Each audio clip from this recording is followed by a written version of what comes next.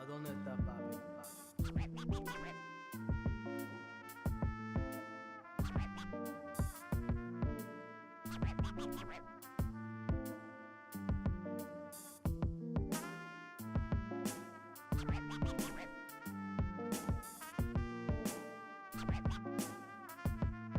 ¿A dónde está papi?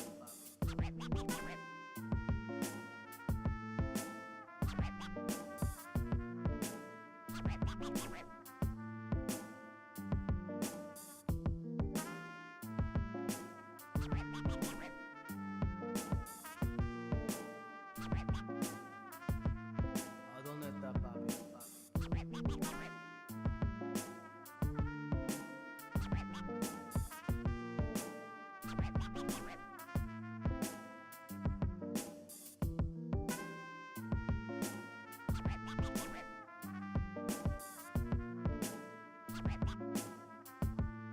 ¿A dónde está papi?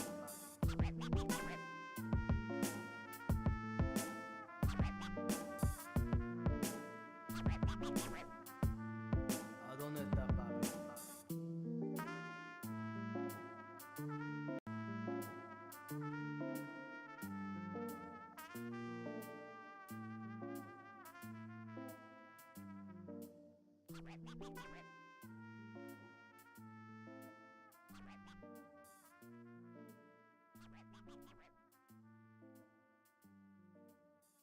¿A dónde está papi?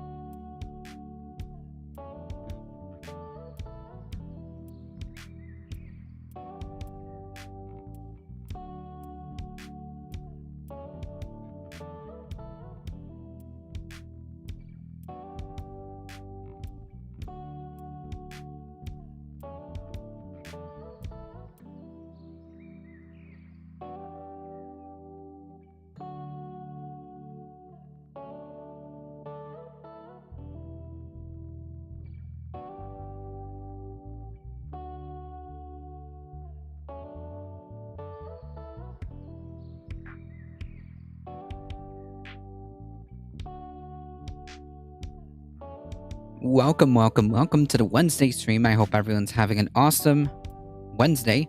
How's it going, everybody? Echo Wrestle Dragon, Cosmic Seeking. How's it going? It looks like the Republicans can continue to squirm like rats in a trap to get Trump out of, out of the brown smelly stuff. Yeah, there's nothing they could do at this point. I'm right on time, indeed, Buff Dragon. Indeed, right on time.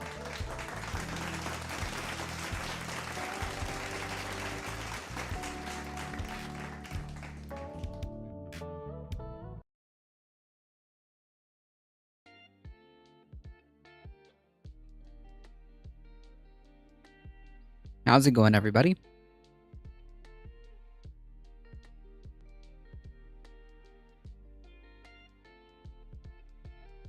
Can Dark Brandon offer Trump a presidential pardon if Trump agrees not to run in 2024?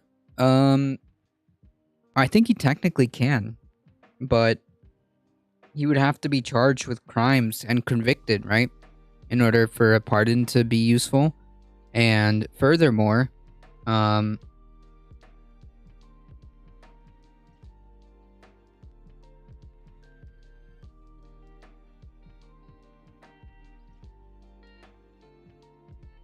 it won't save him from any state prosecution.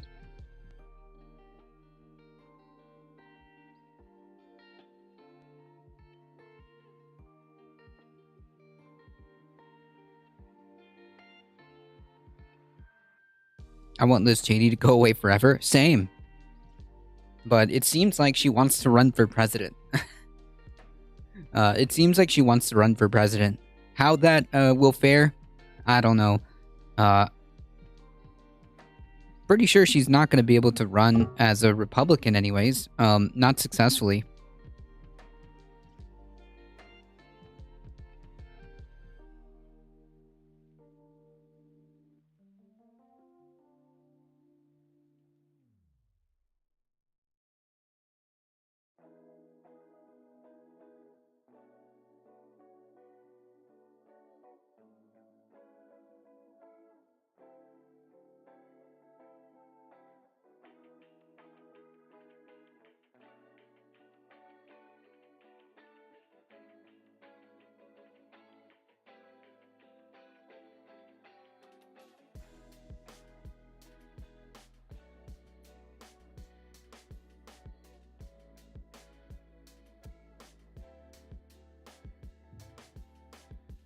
Cheney's speech was impactful. I don't really give a shit what she has to say. I just want her gone. Like, you can't do, like, the most bare minimum. You can't just do, like, the most bare minimum of, like, accepting, like, I don't know, like, legal, duly lawful elections and then be, like, praised for it.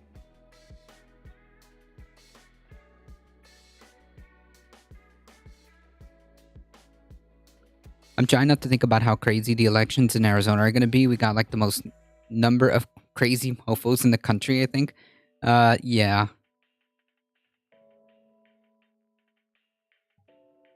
It's a pretty it's a pretty wacky state, so to speak. Well, the GOP anyways has some wacky characters.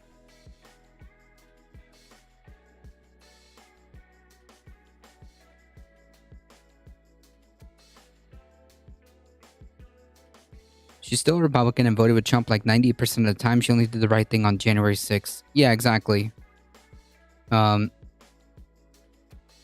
Cosmic Seeking. She still voted with Trump's agenda the overwhelming majority of like times. Like, there's nothing that's going to save Liz Cheney, okay? Just to be clear, she's garbage. Just to be clear, she's garbage just like every other Republican. It doesn't matter. Broken clock and all. It doesn't matter. So many crazy mofos as the Arizona county election officials are all quitting? No way. Yikes.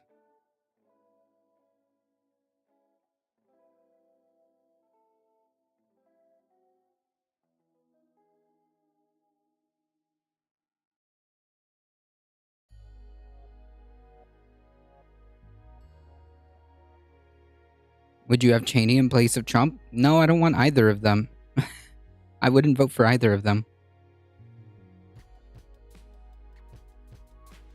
It would literally be no difference between a Cheney presidency and a Trump presidency. The policies would be basically 98% the same.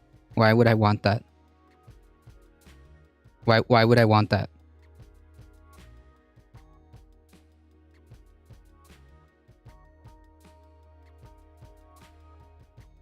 It's like voting. It would be like voting for Trump, but less egregious.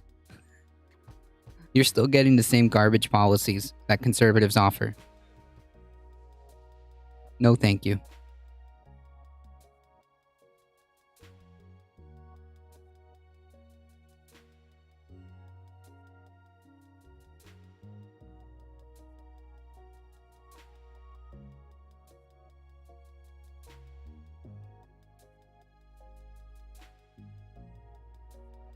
Cheney might be more respectful. I don't care. Her policies are garbage. It literally does not matter to me. July 4th, Business Insider, or 2 Arizona election officials abruptly quit before the primaries, citing continuous threats from Trump supporters over the 2020 election. That sounds like domestic terrorists are threatening election officials. Holy yikes.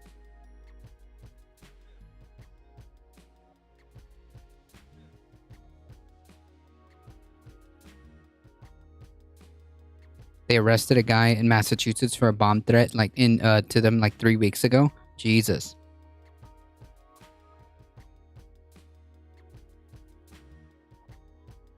And these are the stories that kind of slipped through the cracks because I didn't even hear about this. Yikes. I can only imagine what's going on now after the FBI search.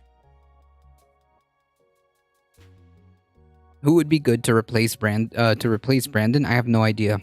I have no idea. Preferably someone younger. Preferably someone more progressive. Preferably someone that actually is interested in doing things to move this country in a better direction. I don't know who that candidate is. I don't know who is going to run that would fit that category, or if anybody's going to run to fit that category in 2024. I'm not sure. Who would I like? Who would be my ideal?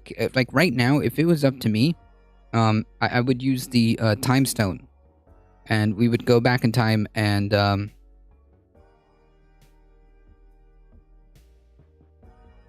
do the primaries right. You see that is the real problem. Who do Dems propel to the presidency? I don't know. The Dems need to if they're interested in any type of if they're interested in winning, they would find somebody that would fit that bill. They would not allow Joe Biden to run again. They shouldn't run, in my opinion, Joe Biden again.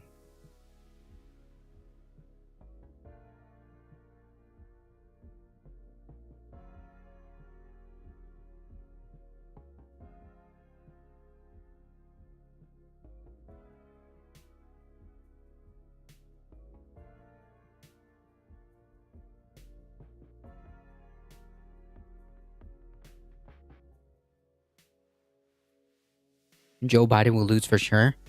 Maybe. I don't know if it's for sure.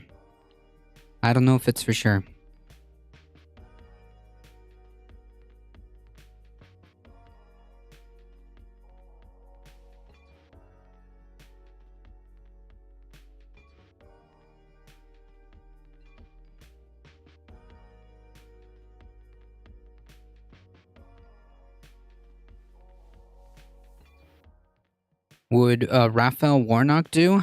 I don't know. I think he's a little bit better than Joe Biden. I think he's like a tiny bit more progressive than Joe Biden. I'm just not sure how he would do in a general election. If it's a rematch between Joe Biden and Donald Trump, it's I would say it's a coin flip leaning. It's a coin flip leaning towards Biden. If we find ourselves in a scenario where it's, for example, Joe Biden versus like a Ron DeSantis, I might actually think Ron DeSantis can beat him.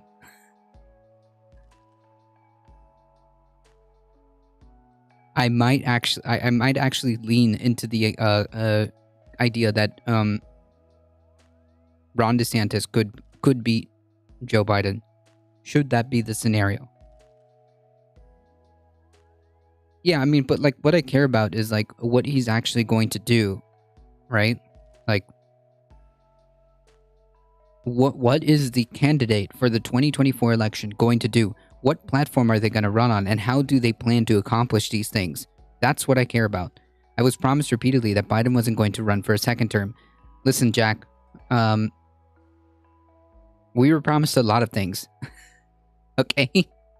We were promised a lot of things. And so far we've gotten a lot of malarkey. A lot of malarkey. With a couple of W's along the way.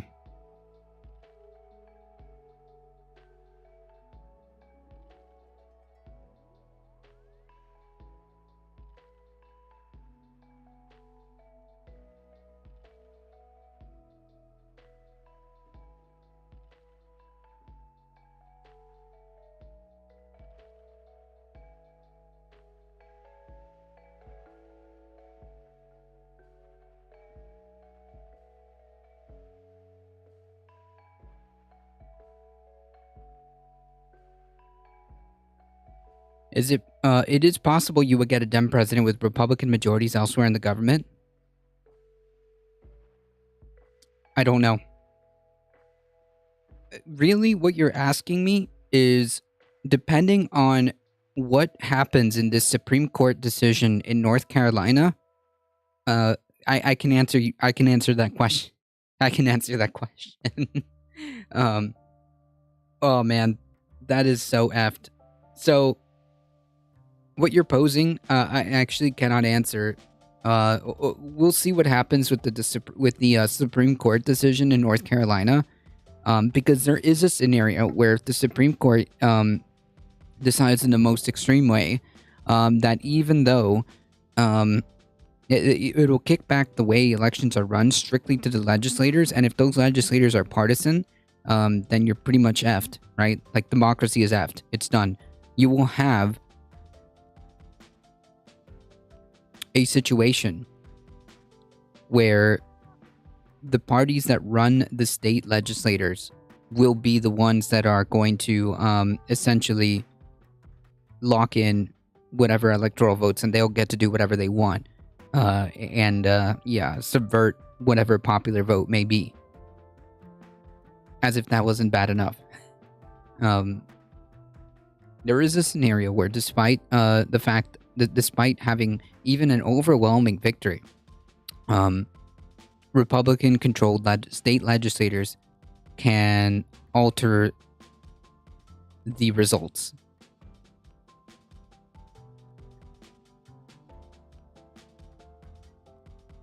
So if you get a ruling where the Supreme Court decides that that's okay, then no, you will not get a Democratic president with Republican majorities in state legislatures. No, you will not get a Dem president, even if the numbers, even if it's they win like popular vote.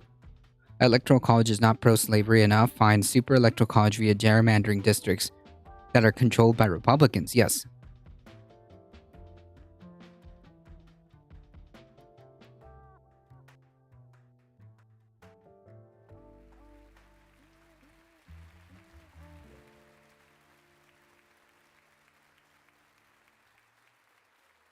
Odds on Trump to win? If he runs and it's against Joe Biden, it's a 50-50, but I'll lean it towards Biden.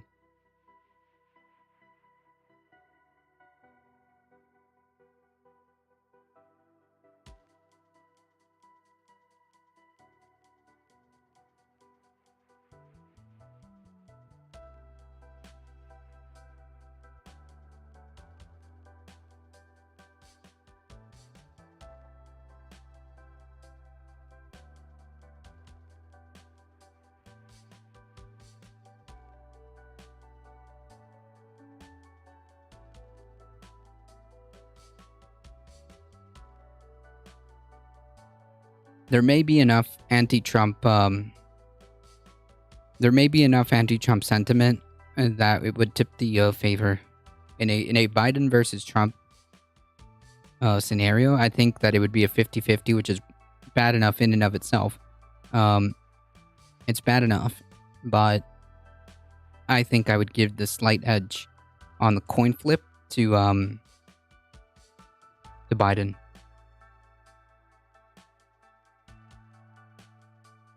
Biden would Trump in TV debates? I don't know. I don't think it matters, to be honest. Alio with the 10 biddies, thank you so much. I appreciate that. I think you will run as an outsider from the UK. The future of politics in the US is looking pretty grim, bordering civil war with Trump loyalists. Yeah, I don't know. I don't like to entertain that. Rhetoric, because that's like the last thing that I want.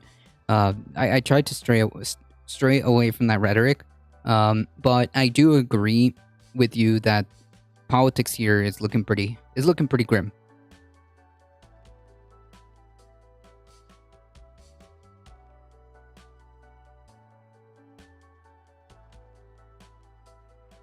I've never seen this news article, this news source. Hold on. But this is kind of funny. All right, we'll get started here, folks. Let me just take a moment here.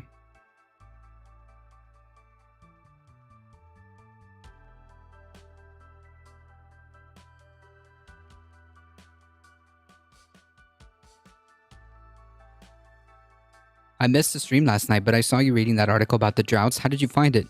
Depressing.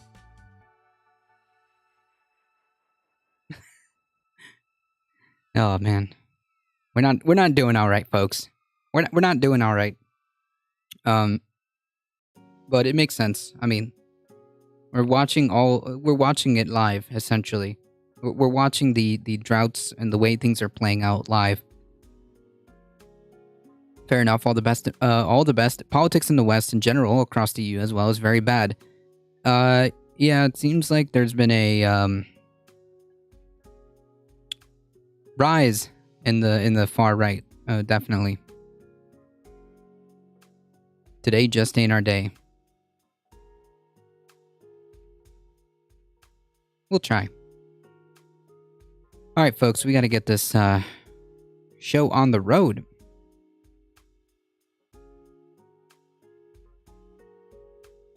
Let's start with an update on our good friend Rudy Giuliani. Giuliani faces grand jury in Georgia of 2020 election probe. Rudy Giuliani faced hours of questioning before grand jury as a target of an investigation into attempts by former President Trump and others to overturn the 2020 election defeat in Georgia. The former New York mayor and the Trump attorney left the Fulton County Courthouse without commenting to the reporters roughly 6 hours after the special grand jury convened on Wednesday as part of a rapidly escalating investigation that has ensnared several Trump allies.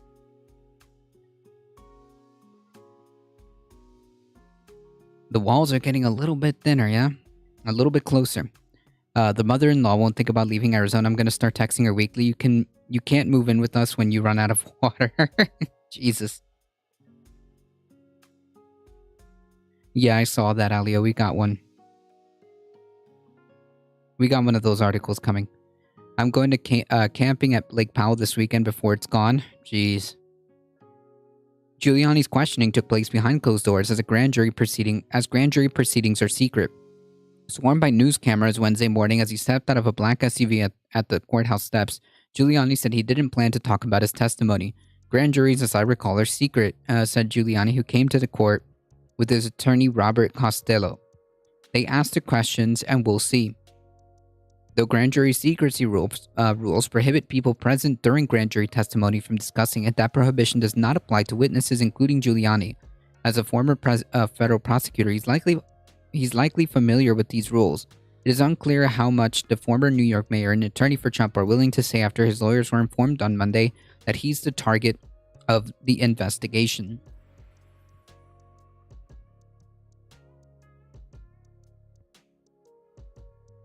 Like I said, these walls are looking a little bit closer.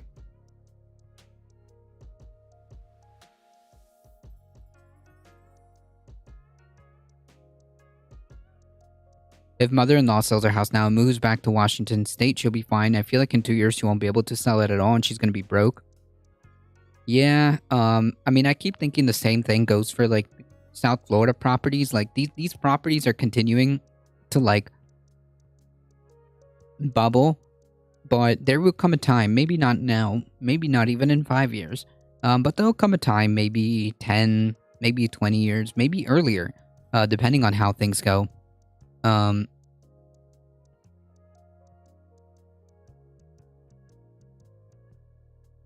People are going to realize just how effed the situation is, and everyone's going to try to dump their properties in South Florida, only to come to realize that,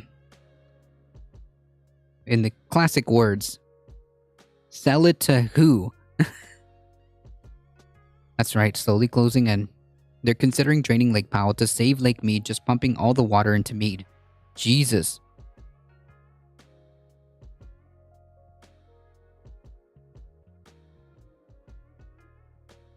Yeah, that's not a good thing. That is not a good thing. The devil went down to Georgia, and he was looking for an election to steal. He was in a bind, because he was very behind, and he was willing to make a deal.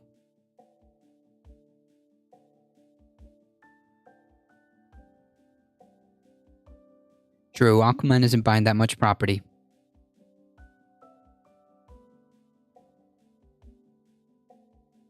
The same thing will happen in California, or the West Coast, and so on and so forth. Half of California is on fire constantly. I mean, who are you going to sell these houses to? People who want to live in fire zones?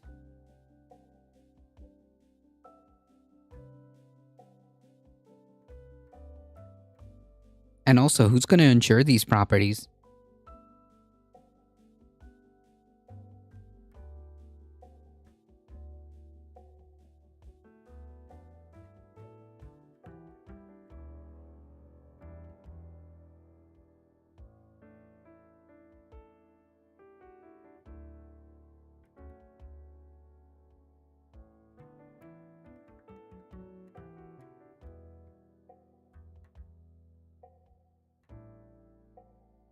Tucker Carlson breaks it to his MAGA audience that Trump will obviously be indicted after the raid.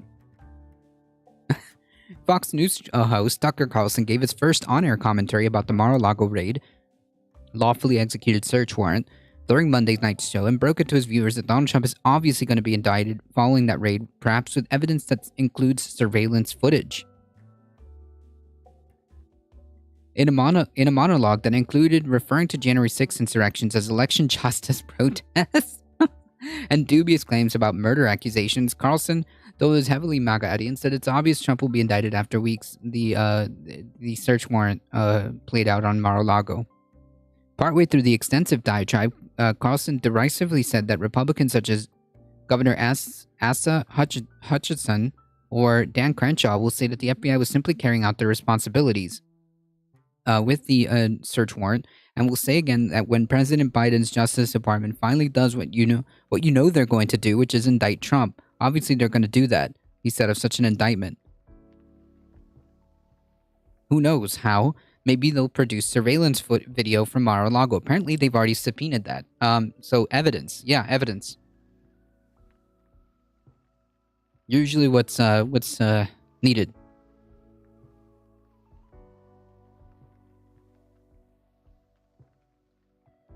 We'll spend the next year talking about how it shows Trump mishandling classified information.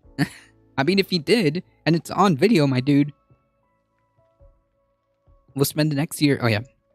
Carlson went into it. You could be next. Yes, if you find yourself potentially violating federal espionage laws and mishandling super classified documents, allegedly including up to nuclear-related documents, yeah, you could find yourself in the middle of an FBI investigation, and you could find yourself in the middle of being searched. Yes. If everything around is burned down and I just build a cinder block home, the lawn care would be easy. Yeah, there you go. That's thinking ahead.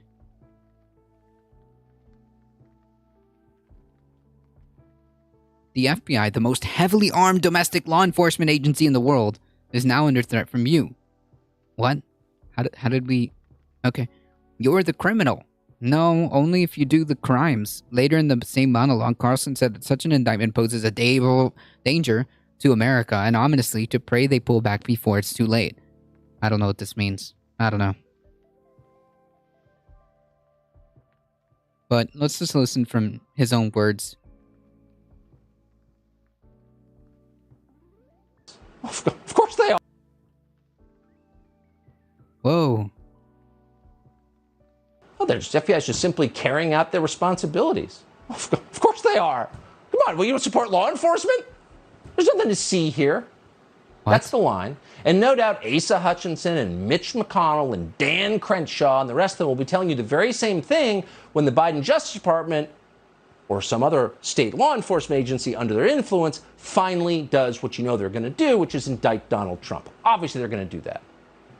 Who knows how? Maybe they'll produce surveillance video from Mar-a-Lago. Apparently, they've already subpoenaed that. We'll spend the next year talking about how... Who knows? Who knows? Maybe they'll produce evidence showing him doing the things. I don't know. And then what? Yeah, he did the things. Wait, if there's surveillance footage showing him doing the things, then he did the things. So yeah, he should be charged or whatnot. What the F is he doing with his voice? I don't know. It shows Trump mishandling classified information. Yeah, if it Really? does. On the I mean, if that's what exists, if that's part of the line of evidence, then yeah, dude, that's how that kind of works. server. Remember the endless Russia collusion hoax? We're in for a lot more. That's a complete red herring. This has nothing. This is a massive pivot. This has nothing to do with what's happening right now. That beginning was kind of weird. Yeah, it was a clip, so it's kind of hard. They must have gotten it like right after like a transition or something. Who knows? Anyways, yeah, like even, and I said this yesterday or the day before. Even if we grant this, you know, the whole Russia thing was overblown or whatever, it doesn't matter. Even if it was entirely made up, it doesn't matter, okay? Like, you're trying to make an argument based on something completely different. This is a completely different scenario than what happened, okay? And, like, you're also on the presumption that, like, this is somehow like some democratic plot, right? This is some political plot that's being made here against him. Or Tuck could be playing games with these monologues. Well, yeah, no, he's doing all this on purpose. He's a professional propagandist. That's what he does.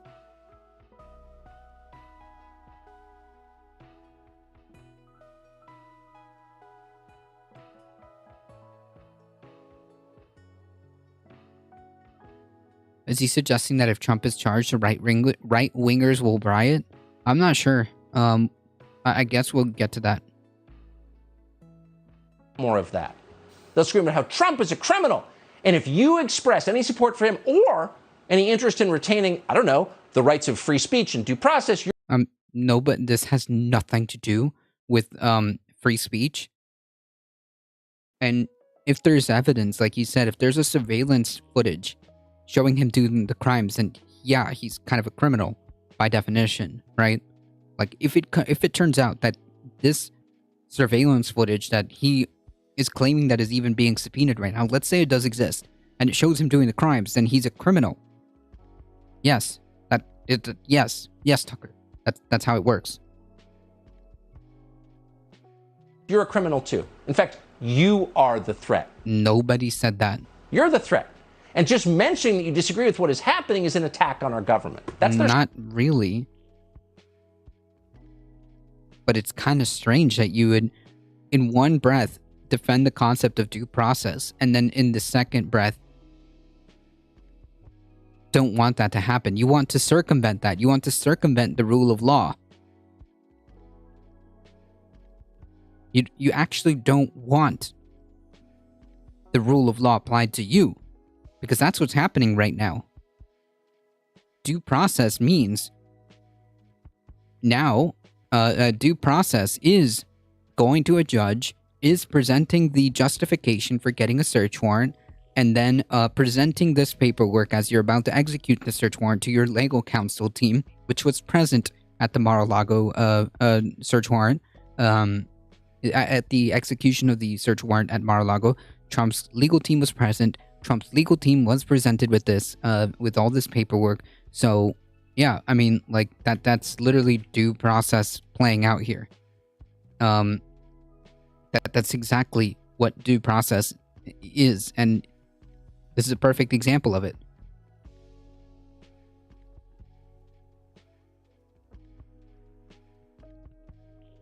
Oh, good lord. Now my...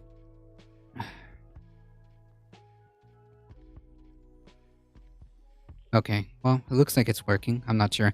Did you see the Washington Post article about how Trump has been searching for an experienced criminal lawyer, but they've all been refusing to defend him? That's hilarious. He got some, he got some criminal defense lawyer that, like, apparently did a lot of work for, like, celebrity rappers and stuff like that, apparently. I don't know.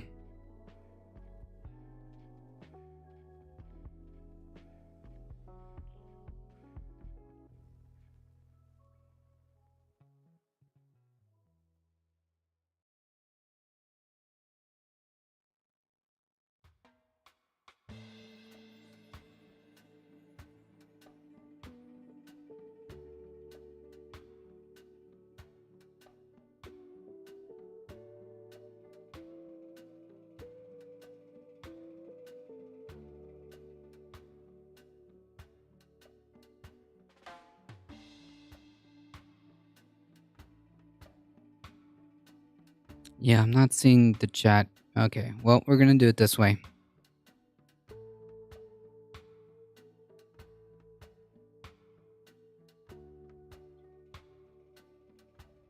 It's rather hand-wavy. Did they just refuse, or did they ask for payment in advance and Trump refused? Wait, what?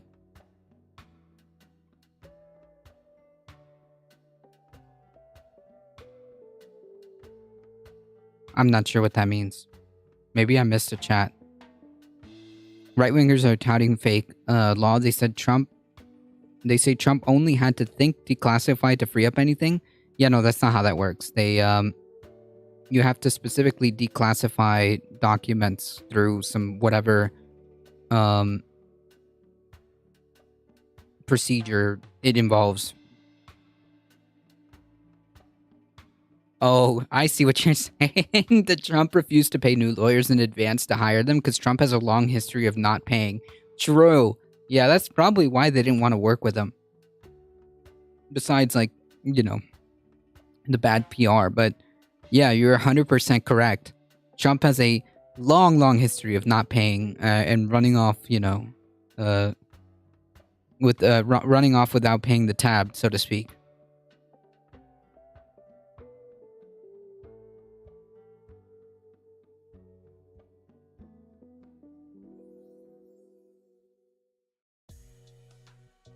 Style. Just the other day, after signing off for the Mar-a-Lago raid, your Attorney General, Merrick Garland, came on stage to whine about how actually he was the victim here. He's the victim. That's Apparently not... some people disagreed with the raid, so the FBI... That's literally not what he said. They also said he can declassify after leaving the presidency. No, that's a lie. The most heavily armed domestic law enforcement agency in the world in the world? I don't know if that claim is true. And if anything, if that claim is true, that's pretty yikesy. Now under threat from you. Nope, that's right. Literally like the amount of like leaps in logic necessary to come to that conclusion is actually impressive. The amount of mental gymnastics necessary to come to the conclusion that because maybe there exists surveillance footage of Trump doing crimes allegedly that's being subpoenaed. Again, this is the hypothetical being put in front of us. Alleging that is true, or I guess granting that is true. That makes him a criminal. So yeah, yeah, he's doing the crimes. It's on video. But somehow we now have to do Olympic levels of mental gymnastics to then say You're the threat? What?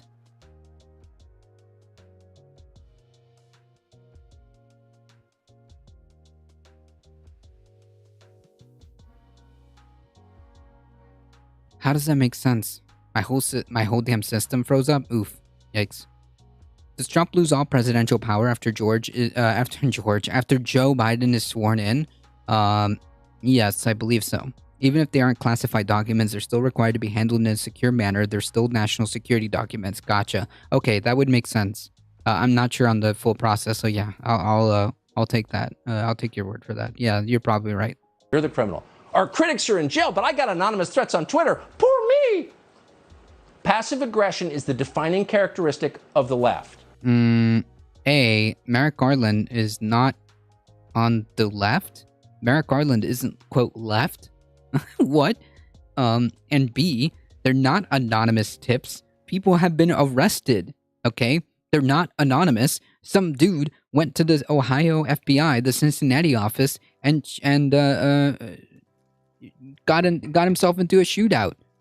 He was there on the January 6th insurrection. He was a Trump supporter. They're not anonymous dudes, okay? They're not anonymous people. Acting as if, like, you can't look up headlines, or acting as if people just, like, can't take 5 seconds to take a look at the news, okay?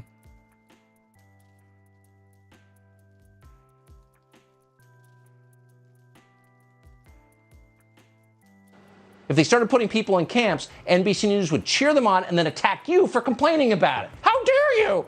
What? Violating our norms. We've always had camps. What? What is this? Has Tucker lost it? What? Camps? Listen, every accusation is a confession, folks.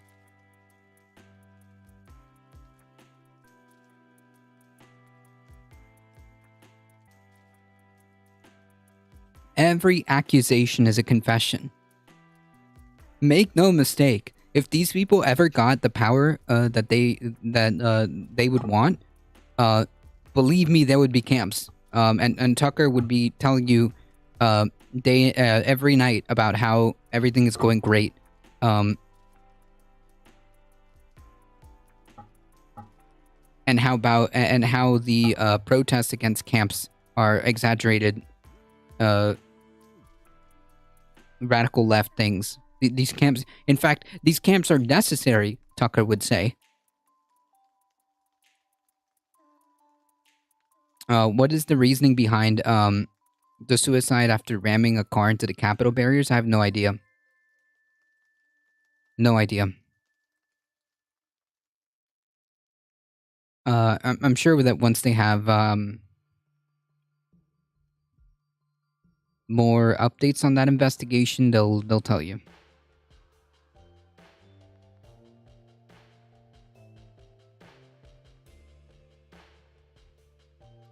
Sweden official, thank you for the follow. I appreciate that.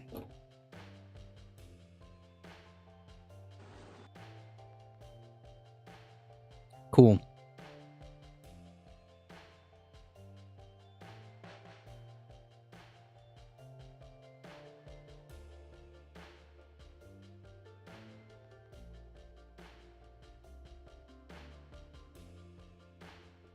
What is the reasoning to ramming into barriers when Congress is away on break? I have no idea.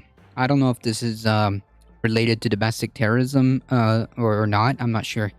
Did you see the Tucker video I sent you yesterday? The 50-minute one? No, I have not finished it. I have not finished it.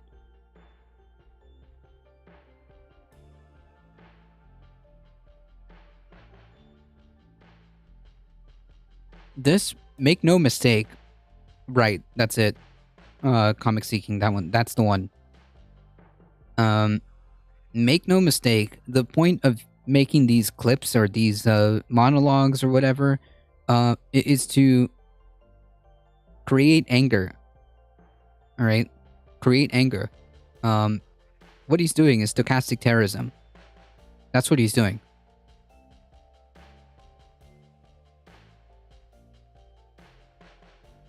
What he's doing is stochastic terrorism.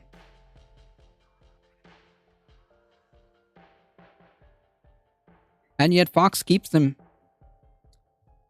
I believe he has the most ratings on Fox. Fox keeps him.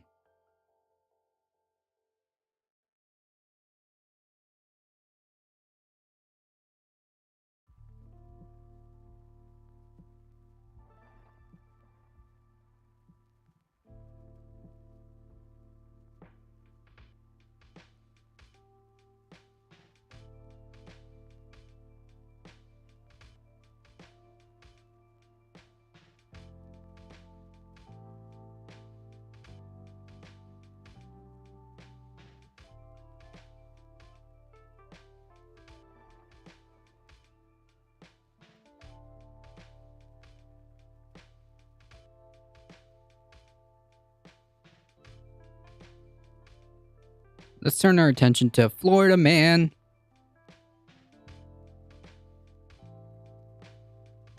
If you served in the military for at least 4 years, were honorably discharged, have taken 60 college credits, and passed a subject area exam, we want you to be able to teach Florida students.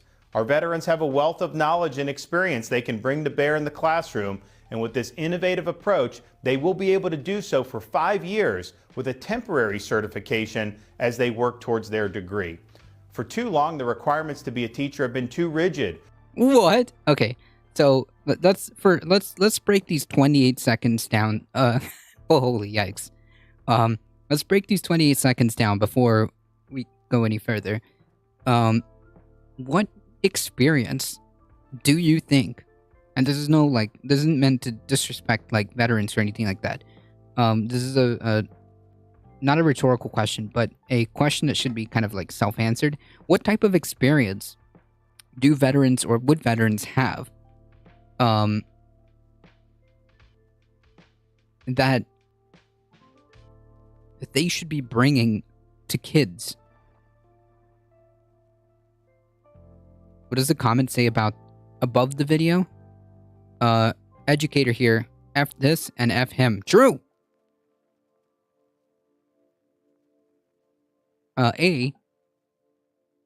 Regarding education, right? Because this is what we're talking about. Education, okay? In a classroom.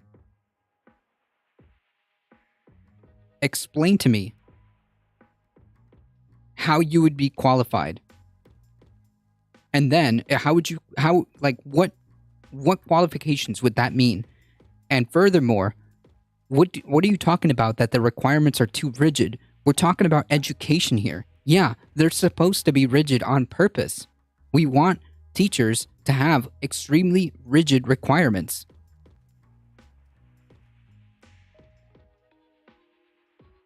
I'm a vet and I can teach. Can? Okay. Do you have the qualifications? Do you have the degree? Do you have the schooling required to be a teacher? If so, great.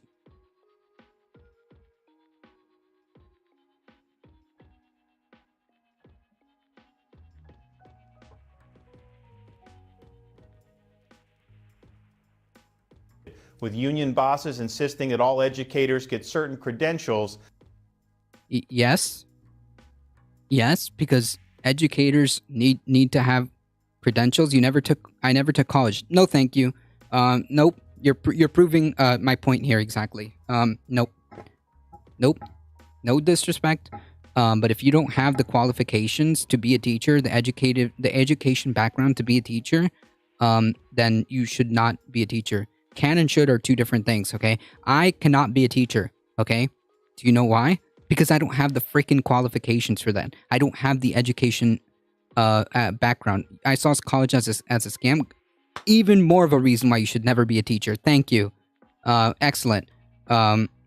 So yeah, I do not have the specific education that would qualify me as a teacher. That's why I should not be a teacher.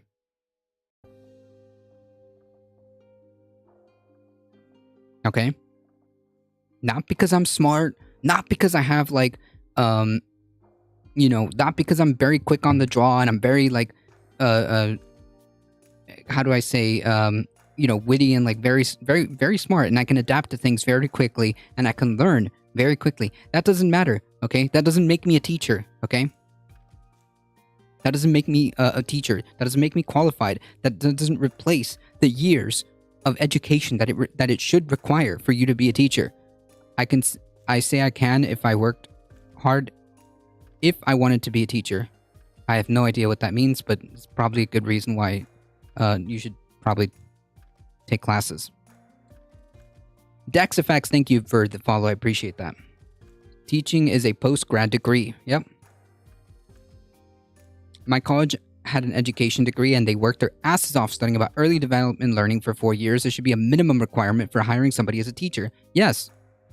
Yes, correct. Like, just because I understand concepts and I'm very like quick on the jaw and I can learn about things and I'm very capable does not mean I have the rigorous and it should be rigorous educational qualifications to be a teacher. I should not be a teacher. Okay?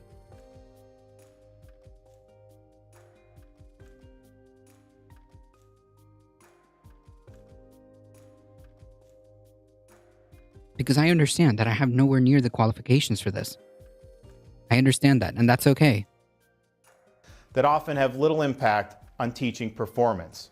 Every morning, our students recite the Pledge of Allegiance while looking at the Star-Spangled Banner. Which is cringe, by the way, and I don't think that's even true. I think we stopped doing the Pledge of Allegiance.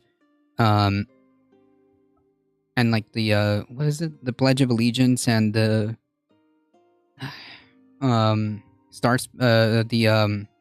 Star-Spangled Banner. Man, this is embarrassing. The Pledge of Allegiance and the National Anthem. There we go. That stopped being a thing for me anyways. It's kind of cringe and kind of weird. Reminds me of reminds me of some weird folks. It reminds me of some weird German folks in 1920s. I believe European countries require post-grad degrees for teaching, but I think most of the US are just 4 degree is enough.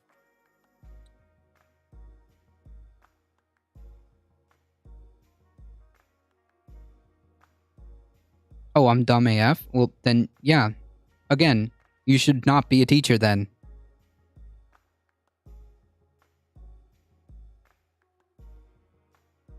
So don't tell me you can teach while simultaneously saying you're dumb AF. You don't have any college education. Stop. Yeah, super cringe. I hated that shit. It made me feel the same way church did. Yep, because it's the same thing. It's the same thing. In the military, I teach. Excellent. You should not be a school teacher in any way, shape, or form. Cool, dude. Awesome. Not the same.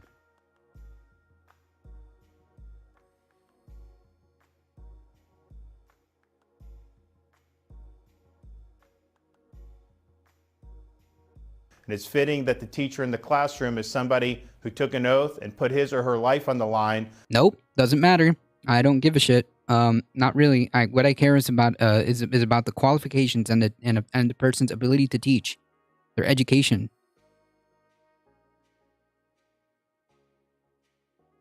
Who wants to be a damn school teacher? It's a noble job that is woefully underpaid.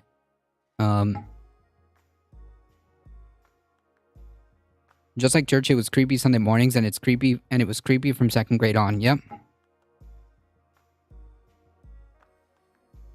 To preserve, protect, and defend our flag and the freedom it represents. I would also like to remind you that these are the same people who are consistently crying about the indoctrination of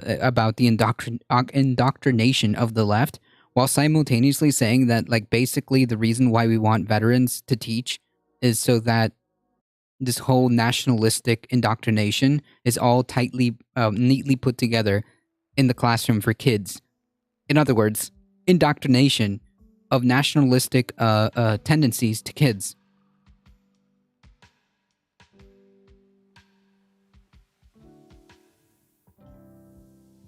I'm sure there's some drill sergeants who would love this job. Don't give a shit. Not qualified. Unless they've had the educational background, unless they went to college to take the proper education necessary to teach school kids from elementary to junior to high school. Don't give a shit. Don't want them there. Or I thought it was kind of weird, the 2nd and 3rd and 4th grade, but somewhere around learning about WW2, then it got very creepy very fast. Yeah. Yeah, it did. Yeah, it did. Let's infer that they meet your qualifications, then they're qualified. What are you talking about? That was my whole argument. If they meet the qualifications, in other words, they took the classes necessary, they got the educational background necessary, they went to college, they got the things that they needed to do, then yeah, they're qualified. Duh. That's the whole point. That's why they're there. If they meet the strict and rigid qualifications as they should, then yeah, they should be a teacher if they want to. Yeah. Why not? Why not?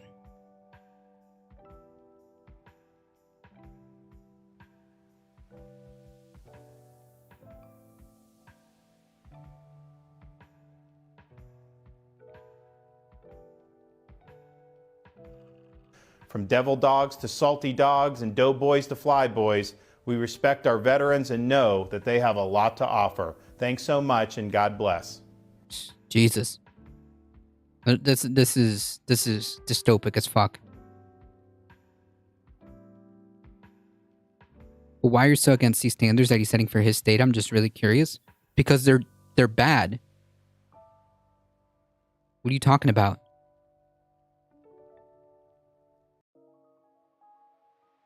His state? The state of Florida belongs to him?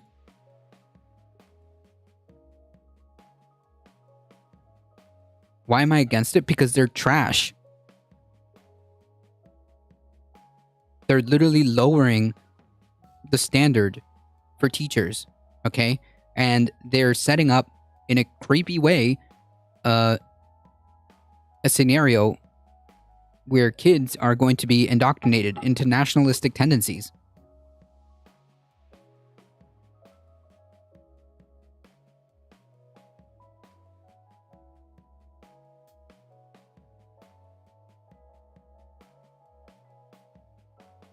I don't care. I don't care.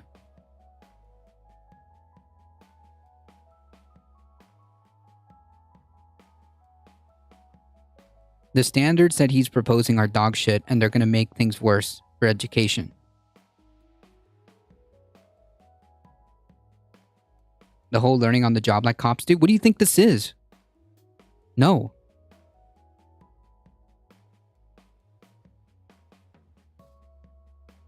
This isn't like learning on the jobs like, quote, cops do, okay? You're dealing with the next generation. You're dealing with kids, okay? You're dealing with, with kids. You're ridiculous.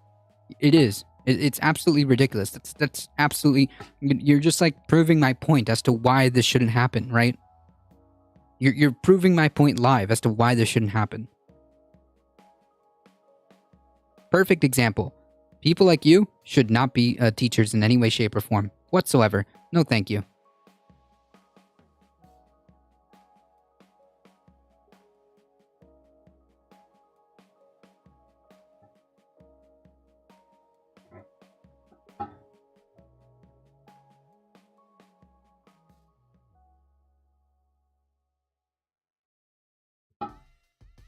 No, thank you.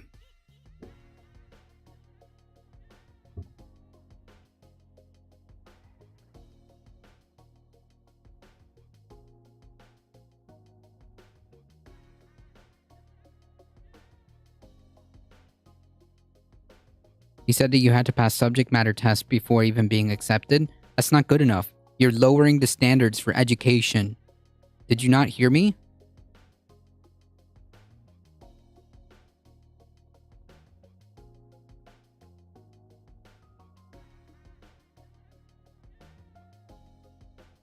I can pass a subject matter test if I wanted to, easily. That doesn't make me automatically qualified to be in a classroom, okay?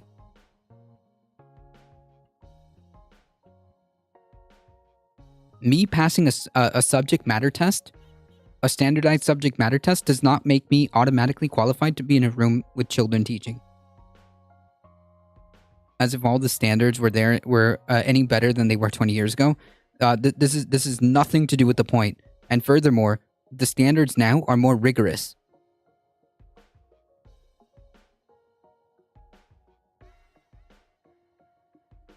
The standards now, I don't give a shit about 20 years ago. The standards now are more rigorous. He just said they are too stringent. Or did you not listen to that part? I can do advanced SQL, SQL database programming for AI. That doesn't mean I know anything about how to teach it to somebody else. Right. Like, I can pass a subject matter exam easily, easy peasy easy. Give me a month or give me a week. I'll pass whatever subject matter that you want me to teach to kids. That doesn't mean that I'm qualified to be in a classroom teaching kids. We're talking about a whole other ballgame that requires years and rigorous academic training. They want to dumb down the masses and indoctrinate them against independent thinking. True, that's the goal. You got to sprinkle in some nationalistic tendencies there, get them young, indoctrinate these kids, because that's the goal, right? I mean, he's telling you what he's doing, right?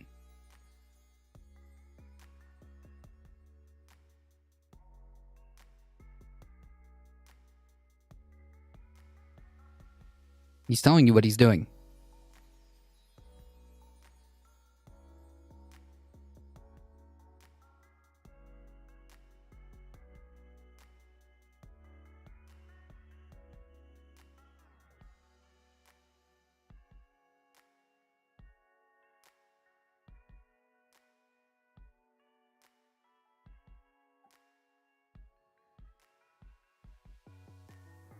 Anyways, if this doesn't ring alarm bells, it should. If this doesn't ring some alarm bells, it should. If this doesn't give you some 1920s Germany vibes, it should. It should.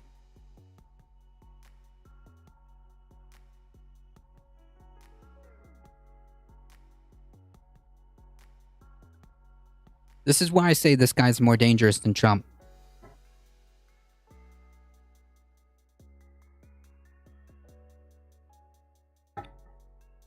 It's things like this as to why I believe that this guy is more dangerous than Trump.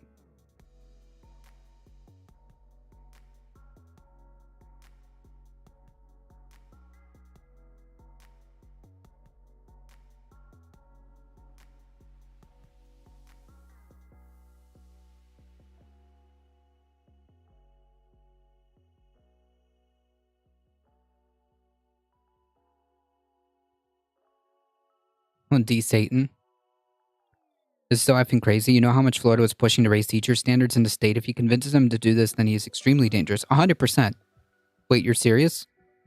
Yeah, are you okay? Have you not listened to a single thing? Well, you did say at the beginning, listen, to your credit, you did kind of tell on yourself in the beginning here. So, I mean, if you can't follow, my dude, I'm sorry. If you can't keep up, I'm sorry.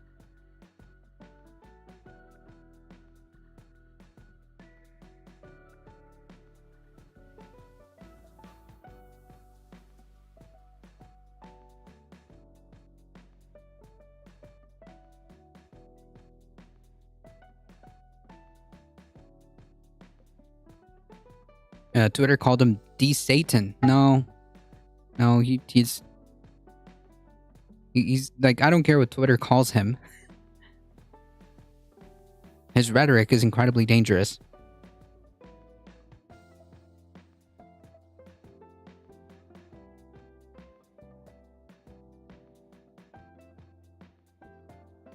I'm being a troll. You're a bad troll, dude. You're not even funny. You're not even entertaining.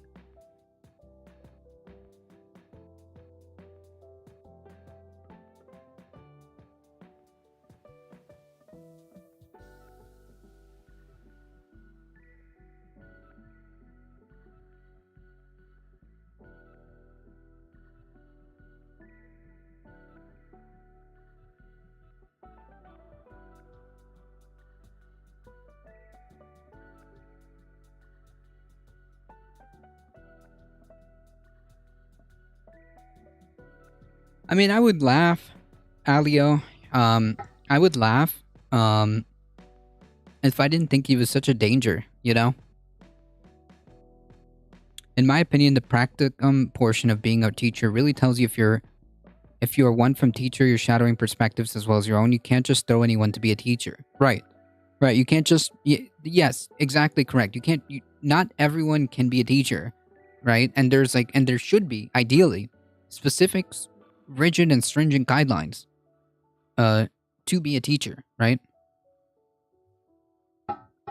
And the fact that this clown wants to, for the sake of making like this nationalistic,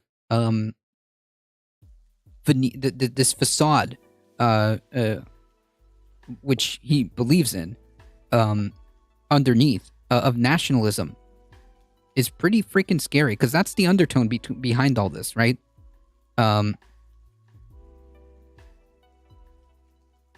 That's the undertone behind all of this. This is a nationalistic idea.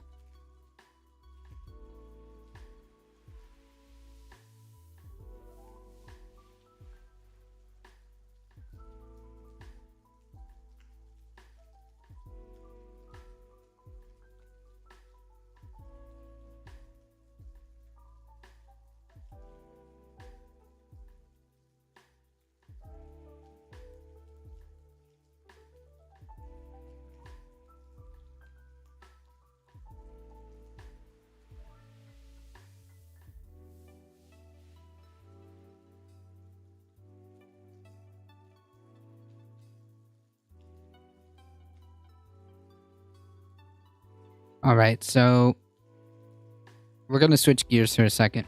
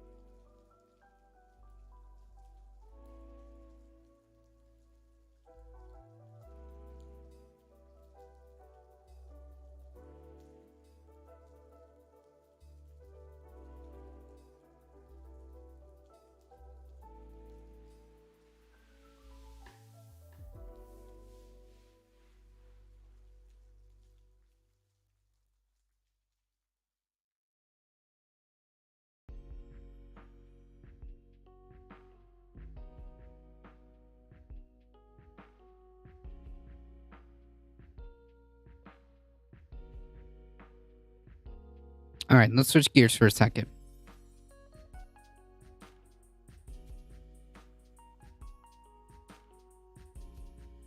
CDC Director Walensky, to reorganize the agency after admitting the COVID pandemic response fell short. Gee.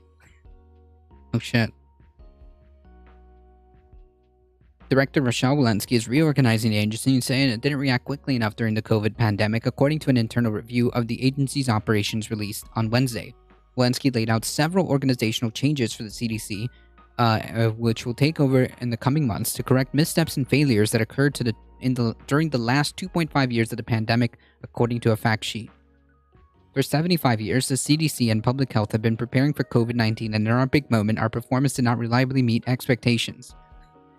That's one way of putting it. My goal is a new public health action-oriented culture at the CDC that emphasizes accountability, collaboration, communication, and timeliness.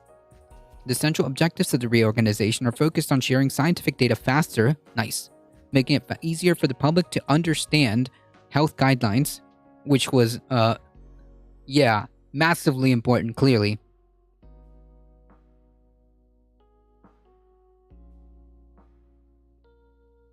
According to the briefing document, Walensky launched a review in April after the massive winter surge of infections from the Omicron variant that upended the nation's public health response. The CDC repeatedly faced criticism during the pandemic for confusing public health recommendations and releasing data too slowly through retrospective reports that were outpaced by rapid spread of the virus. Public health experts were often frustrated that briefings on the pandemic relied on data from other countries such as the US, UK, and Israel. Walensky is appointing an executive to lead a team that will implement changes. The CDC will also create a new executive council that reports directly to Walensky to determine the agency's key priorities backed up by budget decisions. The agency's science and laboratory science divisions, which play crucial roles in investigating and tracking public health threats such as COVID, will also report to the CDC director. The CDC is creating an equity office to make sure agencies' workforce reflects the U.S. population and better communicates public health guidelines across all groups.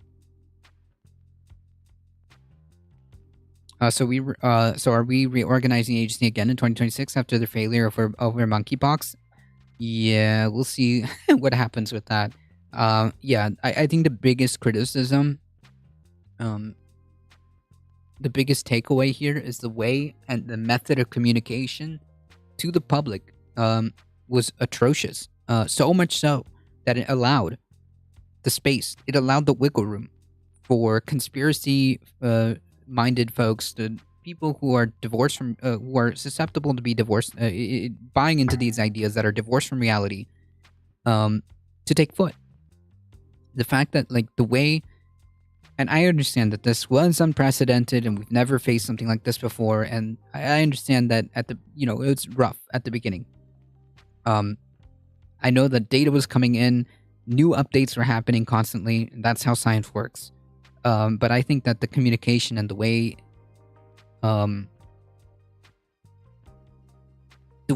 this was handled in terms of, like, being very accurate, transparent with the public, the biggest criticism is that it allowed conspiracy theories to take hold. During press conferences with Trump right there, especially at the beginning, was so messed up. Only experts at the podium, yes. And, like, experts who are also, like, who also have the capability of speaking to the media, right? Because those are two different things too. Like, somebody who fumbles, despite, them being, like, the best whatever epidemiologist and all that, could do more damage. So they have to absolutely be very, very accurate, very aware of what they're saying, how they're going to say it to the public, and in what means. So yeah, I think that's the biggest criticism I could say. That sticks out at me.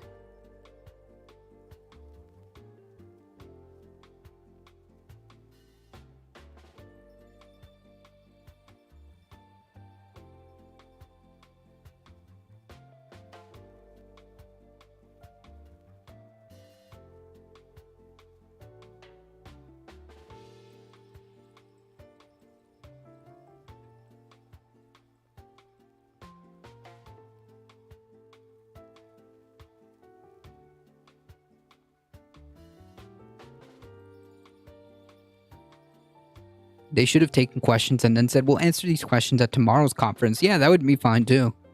Like, all right, look, we got to write down the important questions, the ones that are pertinent, write everything down, and then tomorrow we'll address these things after we're done with this press conference. We'll get to work and get these answers for you too. Because, like, the press also has their own, like, angle, right? The press has its own angle because they're, especially people like Fox and whatnot, they're there for a story, right? And they're going to ask questions to get certain answers. They ask questions in a specific manner. Clearly the way this was handled was bad, especially when it comes to the communications side of it.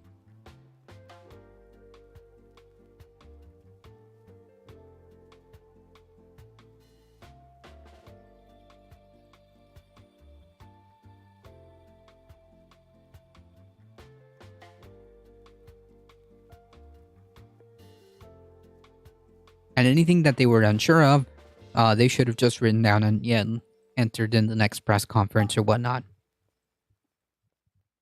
But, hindsight, whatever. Hindsight is 20/20.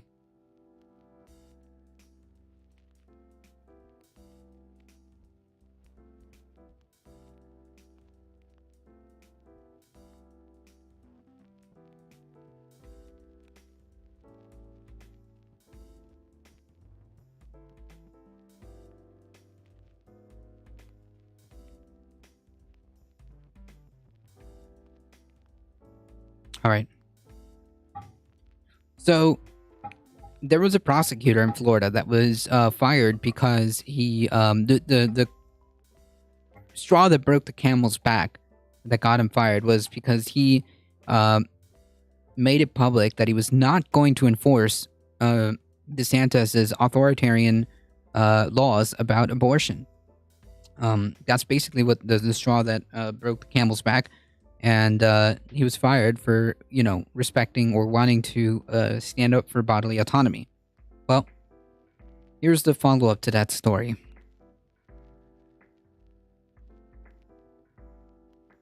Suspended Florida prosecutor sues Governor DeSantis to get his job back. A Florida prosecutor suing Governor DeSantis for removing him from his office. A state attorney from Tampa, Andrew Warren, was ousted earlier this month by DeSantis. The Republican governor said that he acted because of statements Warren had signed pledging not to prosecute people for violating abortion restrictions or a law prohibiting gender-affirming care for minors. Warren filed a lawsuit in the U.S. District Court saying that the governor violated his First Amendment rights to freedom of speech. Although he spoke in favor of abortion rights and gender-affirming care, medical care, Warren had not taken any action on those issues, and his office had no cases pending. Warren was twice elected as state attorney, and Warren says DeSantis violated his right to freedom of speech and by his actions overturned an election. Yeah, I mean, like I said, at the end of the day, these people don't actually care about freedom of speech. They actually don't care about liberty, or they actually they don't care about any type of like democratic norms whatsoever.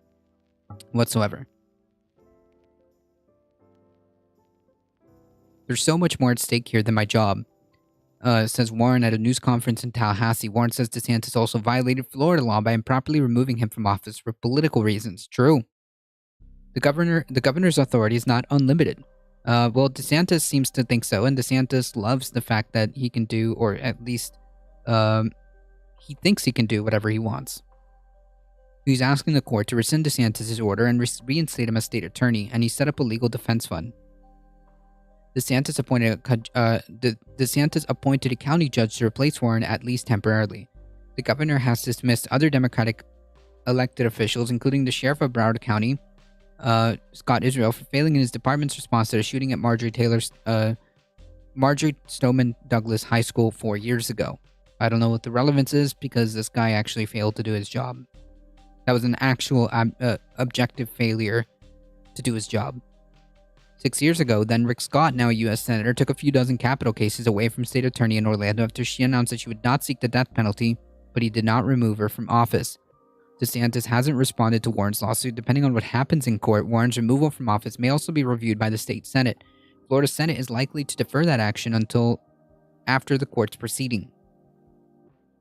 So we'll see what happens with that. But yeah, definitely in this case, I don't know what the point was of mentioning the others. Why was that relevant? No clue. But certainly in this case, it does look like DeSantis is just flexing his authoritarian tendencies. If you don't play ball with me, I'll remove you.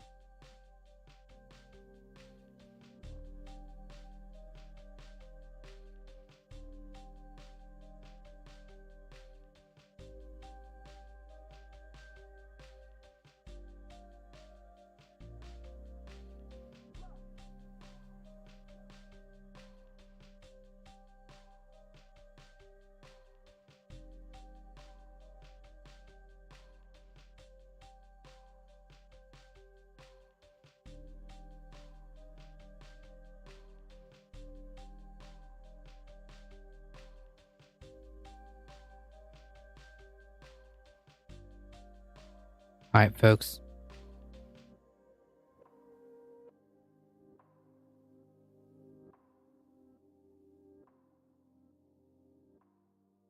We've got one small show session, and then we'll continue on. I think we've got Bro Jogan coming up next, right after this small show session.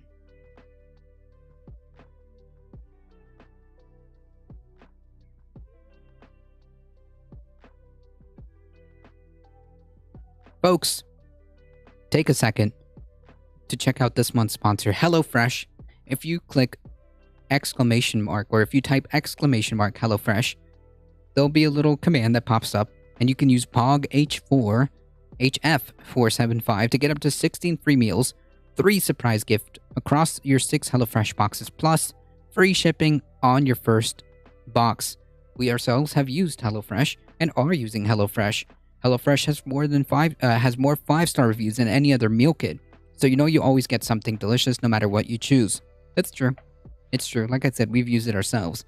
With 50 weekly options, including a rotating selection of items at the HelloFresh market, there are plenty of delicious dishes to choose from no matter the occasion, and they also offer vegan options as well.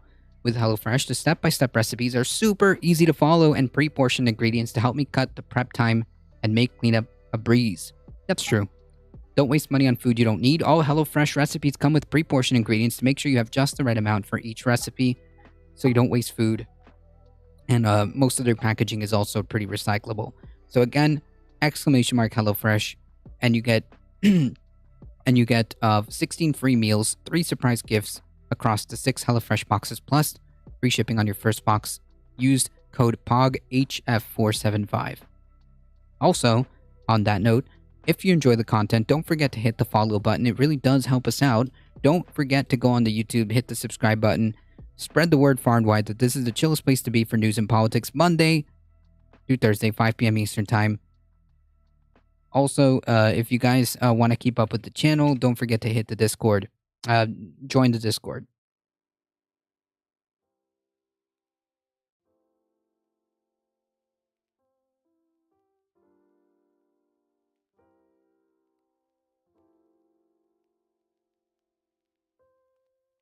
All right.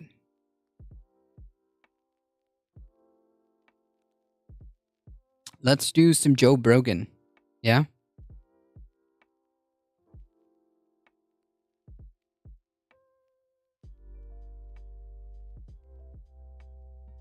You could try building your credit with Cheddar Boy 24.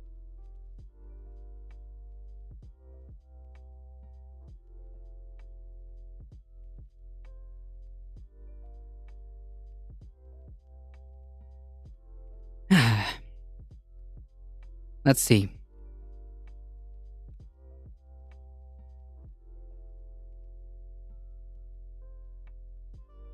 Let's see what this intellectual giant has for us today. Come on, hit me up. Arguing that he's been given a ton of fuel, like they just poured rocket fuel in his engine. I think that's absolutely true. I mean, if you just look at the fundraising he's done off the back of this already. Legally, like what did they find? Oh, And is he actually in trouble? Because I think the goal was to try to knock him out of the 2024 elections. Nice. Good meme. This is a Democratic plot to knock Trump out of the 2024 elections.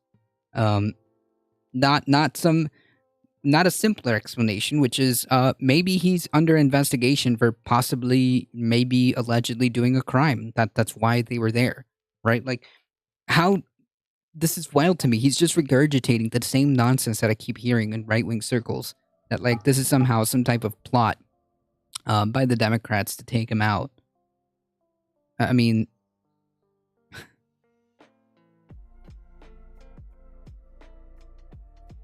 this is wild. There's no evidence to suggest that this was some type of Democrat coordinated plot to take him out. Like it doesn't even make sense.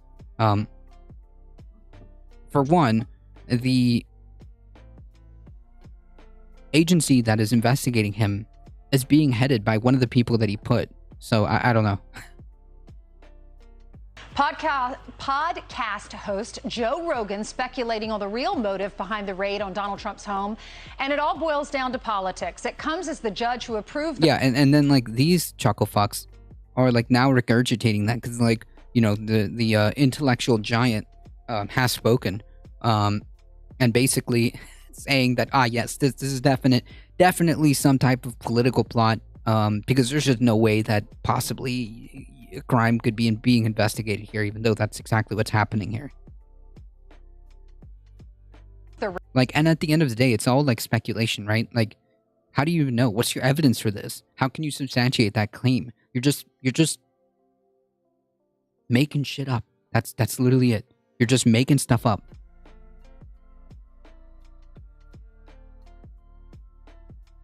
Honestly, I think it's some Republican connected to Trump that turned informant. Maybe. I don't know.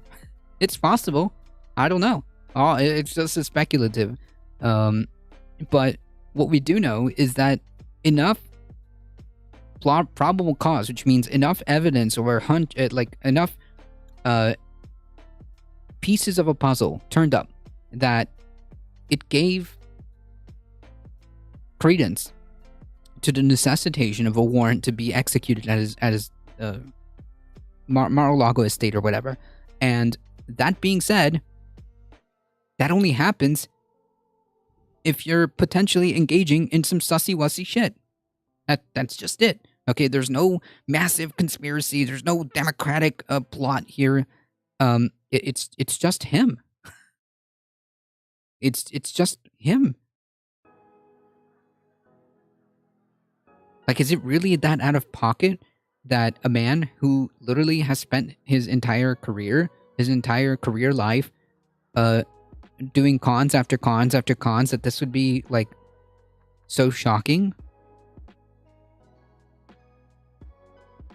Like, the dude who's been a shady business guy, who has, like, shady connections to some shady people, all of a sudden, like, this is surprising?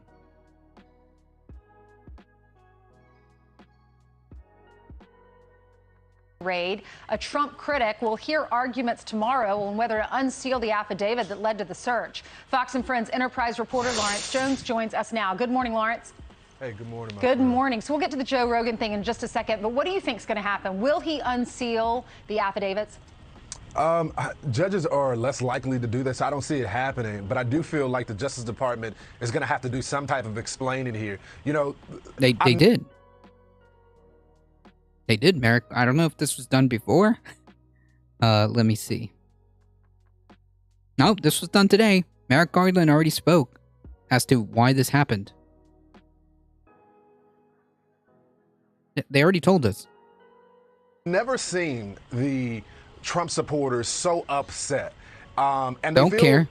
What? Every single Trump supporter could be as upset as they want to be. They could be as mad as they want to be. It doesn't matter. What's the relevance to that? Who gives a shit? They can stay mad. I don't care.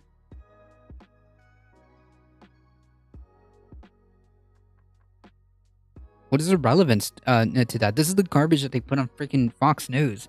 Like, oh yeah, the Trump supporters are really, really mad. Okay, and? Like, this is a flashback, Ainsley. Okay, so what was happening in the 2016 election? Like, they knew the media was going after them, but now because of this is nothing to do with the incident at hand here. 2016, nothing to do with this here. Revelations that eventually came out, you had Lisa Page and Strzok, and you had Andrew McCabe. Oh, I think he's referencing Russia. The Russia scandal that yielded... not only did they yield convictions, but it definitely yielded some fruits in that investigation. But that's neither here nor there. Again, this has nothing to do with the situation at hand. This is a red herring or whataboutism, okay? This is a deflection. Even if we grant him that the whole Russiagate thing was overblown or whatever, even if we grant them that, it doesn't matter. This has nothing to do with what's being talked about at hand. I hope it's Kushner. Oh, man. The irony. And the Oars, text messages back and forth. We know about Sussman working with the FBI, who was also buying the opposition research, then turn it over to the FBI. So you already have coordination between the DOJ and FBI to go after Donald Trump. Many people say, look, those were just bad actors. But now the burden of proof is on them because we have another election coming up. Wait, this happened in 2016. Russiagate happened during his presidency.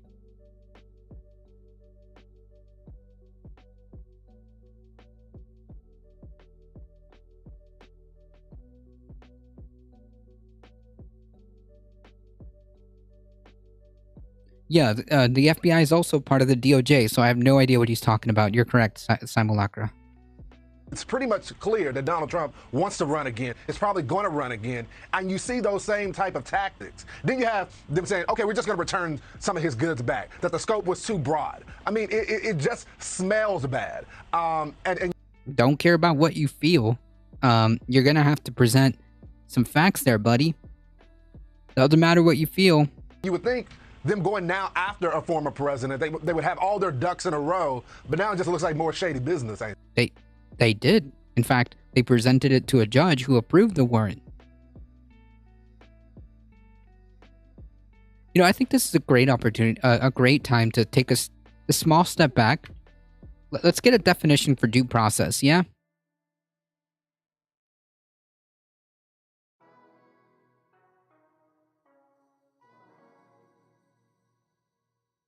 A lot of Republicans and their donors want the energy that Trump brings without Trump actually being on the ballot. Yeah, but that comes with all that it comes with, including, you know, the far right folks. And then all of a sudden,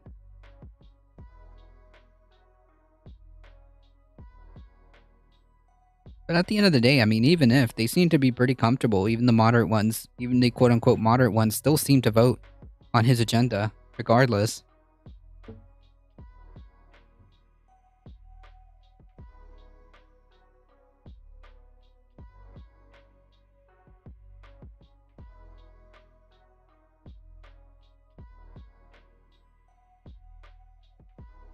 What is the definition of due process? Let's take a little broad look over here. Due process of law, a fundamental principle of fairness in all legal matters, both civil and criminal, especially in courts.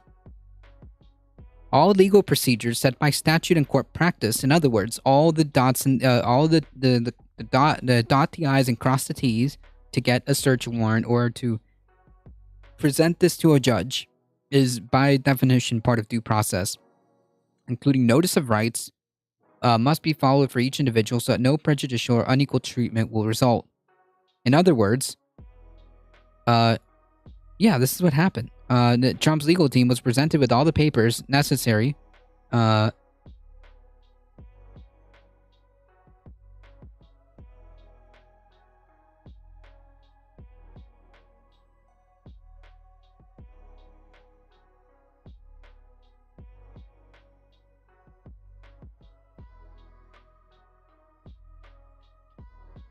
Trump's legal team was presented with all the papers as the search warrant was duly executed. So yeah, they're fine with the far right folks, and all of a sudden in the agenda, Trump's just a little more freewheeling than say DeSantis. Yep. But at the end of the day, I think DeSantis is even more dangerous. No doubt about it.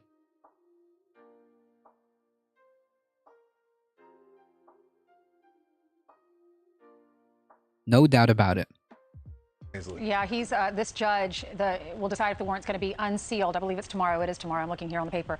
But this is the same judge that signed the warrant that gave money to Barack Obama and recused himself in the Hillary Clinton and Donald Trump case back in June. So no one's holding their breath. And you're right. In most cases, they don't release the affidavit until after there's a charge. What do you think about Joe Rogan, what he said? He's speculating that the reason for this raid is all because of politics. They want to knock him out. Yeah, like speculating. That's exactly the right word. Speculating. In other words, you're saying stuff right out of your you're talking out of your ass, okay? And when it comes to these situations, knowing the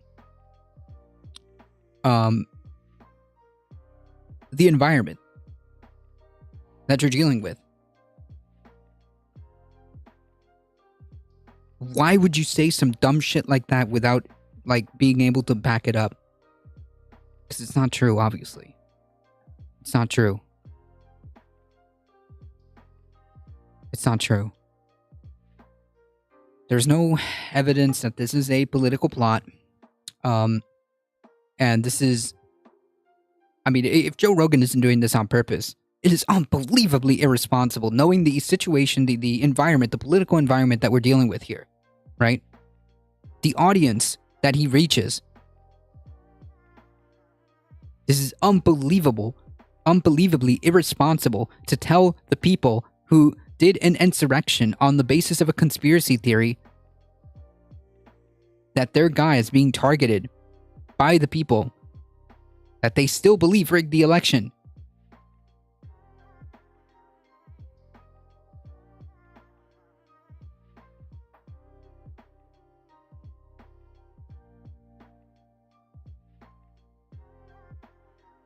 Yeah, that's another good point. Like, yeah, I made a mention like, oh, let's see what the intellectual giant Joe Rogan has to tell us. Yeah, I made a comment like that at the beginning of this clip. Yeah, they're reporting on something that he's saying, that he's speculating, not just like saying because he's like an expert or anything like that. That he's speculating on based on nothing, reaching a very large crowd, saying something to a very large group of people, who will hear this, right? And be like, yeah, it sounds right. And then, you know, it repeats itself and it gets around.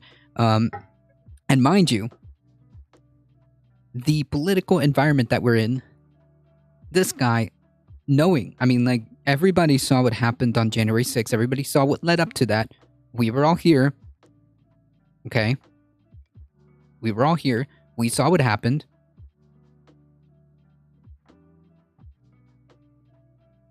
We saw the rhetoric that led to that, right? And we have the largest podcast ever, period, right? I think it's up there, saying things that would pour jet fuel on this. that would literally pour jet fuel on it. That's what he did. That's the equivalent. Making comments like this in such a speculative manner when you don't know what you're talking about, you don't have the facts to back that statement up, is pouring jet fuel on this. Joe Rogan being irresponsible? Never.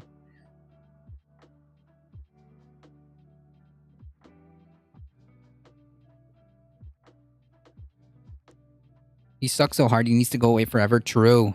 This is wildly irresponsible to say these things. The election.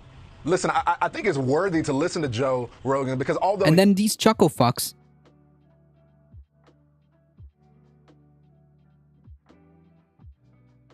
with more than 500,000 views on the actual Fox News channel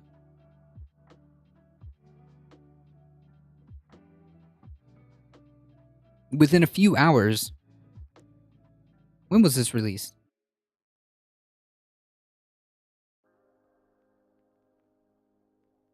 I don't know. It was a few hours ago. Are now saying that, yeah, this guy is someone you should listen to. Oh my god. Oh man. He is a progressive. He is one... What? What? Oh my god.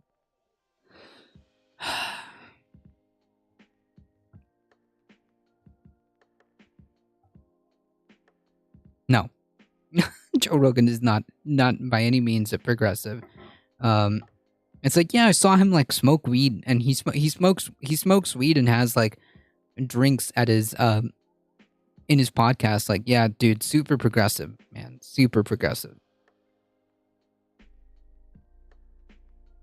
That is an independent thinker. And so I don't know how you look at this, you know, and not see politics at play right here. I mean, the fact that they even sat on the warrant for so long before acting on it. What? Again, this is all based on speculation. The same talking point is being regurgitated specifically to the audience here on Fox News, because that audience is very specific, if you catch my drift.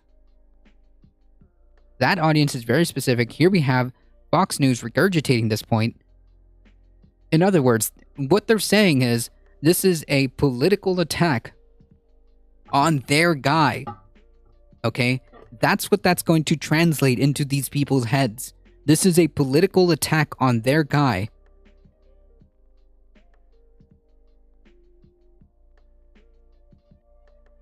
What do you think they're going to do about it?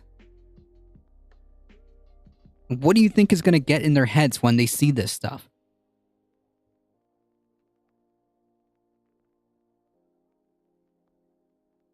Please make him go away. I wish. I wish I didn't even have to cover this garbage, to be honest. I wish I didn't even have to cover this.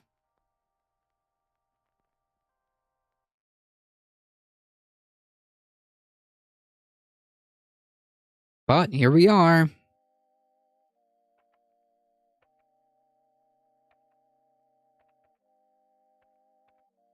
The fact that they would say that somehow Donald Trump would compromise the United States of America, there seems, and I said this on my show last Saturday. Well,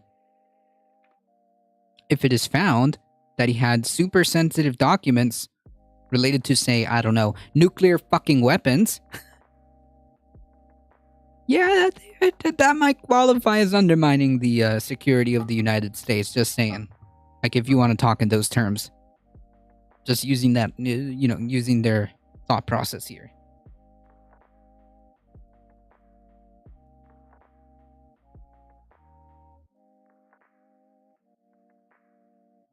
That there's two tiers of justice. Do we remember that? Not really. If they're wait, no. This is exactly. Yes, it is true that like, man, this is so back-ass words.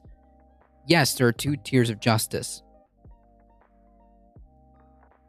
But this is not the case. This is completely separate from that point, okay?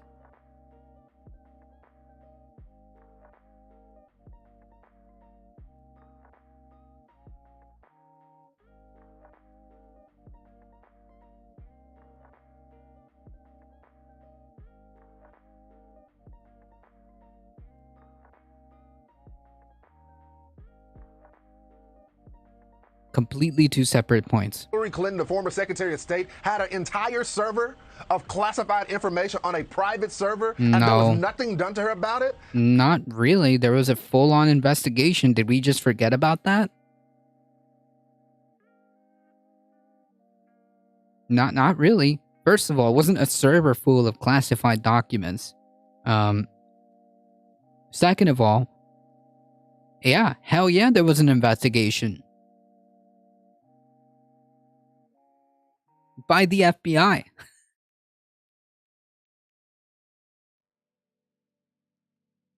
Absolutely. We're just gonna skim on by that part, or what? Hoping that people won't like go back and Google it?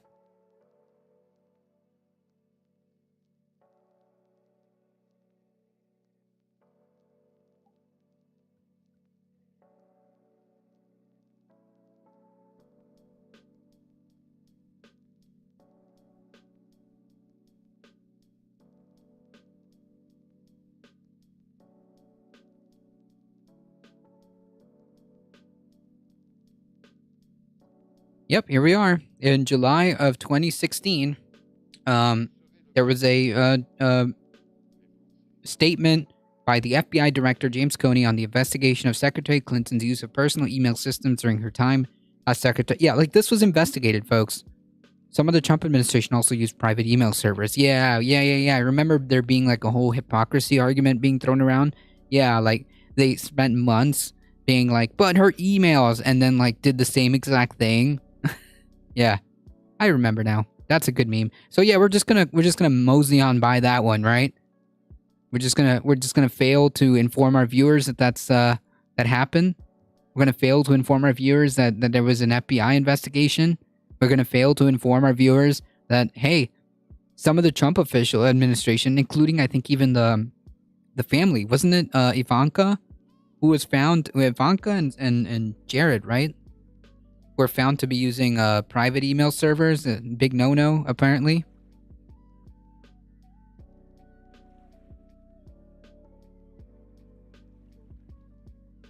Ivanka and Jared. Yeah, okay. So my memory is, being refreshed here. All right. Freaking amazing. I mean, she doesn't have the ability to declassify information. A former president, a president at a time, he had that ability to do. I don't know. Is that true? Is only the president has the ability to declassify? What about Secretary of State? That's a pretty high up position.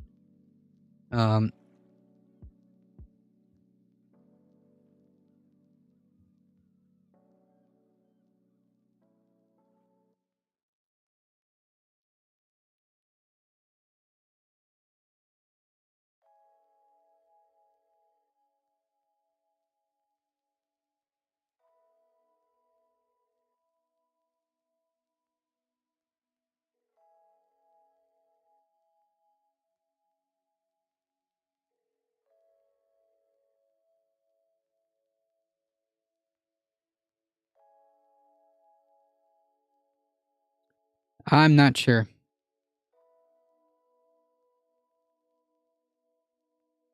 It's not giving me a straight answer. So I'm going to say probably not. I'm going to err on the side of caution, probably not. And there were no raids. She actually broke servers. She broke phones. I mean, it just Not seems sure like about that. I think I don't know. I never heard about her like actually breaking anything. To my understanding, Jesus Christ, is Fox News really putting me in the position where I actually have to defend Hillary Clinton? Oh, I don't think she actually broke anything like related to that. The FBI like went through I think 30,000 plus emails. The FBI absolutely took that information.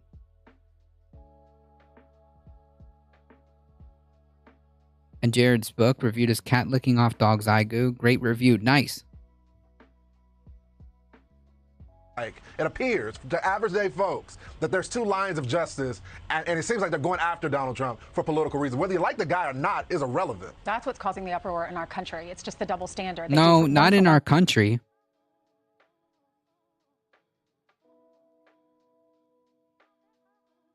It's just you folks. The only people here who are triggered about this is you.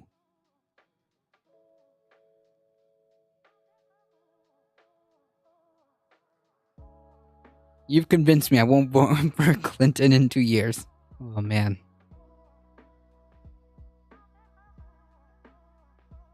one party and something totally different for another party. At least that's how a lot of people feel. Thank you so much, Lawrence. Lawrence has a great show. It's called Cross Country. It's every Saturday night. I don't think so. Thank you.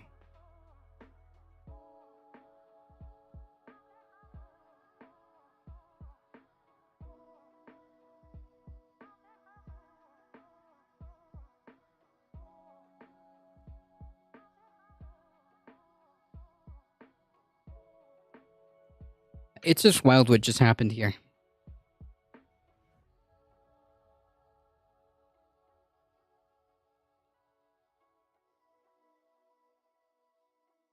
Yeah, I think they made a mention of this.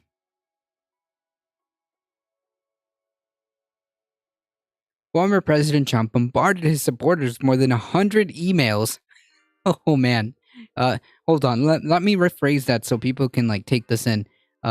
Billionaire oligarch President Trump has bombarded supporters with hundreds of more than 100 emails asking for money. What? Not a cult. Not a cult, folks. Contributions to Trump's political action committee topped 1 million. Oh man, these the sheep that keep on giving, right? The fleecing continues, folks. Topped 1 million on at least 2 days after the August 8th search. According to two people familiar with the figures, daily hauls jumped from 200,000 to 300,000 that have been typical in recent months, according to people who spoke on the condition of anonymity to discuss non-public information. The donations stayed unusually high for several more days and are still above average. Both of these people said they have leveled off in recent days. There are more contributors than usual, these people said, and the average donation has climbed.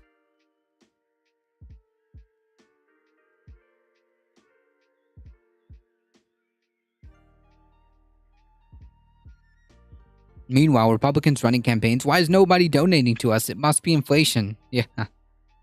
Perhaps the inflation of Donald Trump's ego. The influx comes at a crucial time for Trump as he considers an early announcement for a 2024 presidential campaign and has seen dwindling returns on his online fundraising solicitations earlier this year. The former president's political action committee brought in $36 million in the first half of the year, dropping below $50 million in a 6-month period for this first time since he left office. Yeah, and like, first of all, like, that's wild that this is like the amounts of money it takes. The cash bonanza also provides a concrete sign that Trump is reaping some political benefits from the revelation that he's now under investigation by the Justice Department for potential violations of laws, including the Espionage Act. Trump and his supporters have repeatedly boasted in emails, social media posts, and right-wing media articles that the search warrant would backfire on President Biden. Again, this is on the presumption that, like, this is some type of political whatever, and rally Republicans around Trump. I mean, they were always going to. This is the party of Trump. Why would that be, like, any different? Why would that be a surprise? The search prompted sympathetic statements from politicians such as Mitch McConnell, of course, former Vice President Mike Pence, who are not reflexively full-throated in defending Trump. And on Tuesday, Wyoming primary voters delivered a resounding defeat to Representative Liz Cheney, whose leadership as a Republican on the House committee investigating the January 6th insurrection made her top priority for Trump to unseat. Yep, because if you do not follow the dear leader, you're out. A Trump spokesman did not respond to a request for comment. Yeah, I think we get, like, the gist, right? The fleecing continues, folks. The fleecing continues.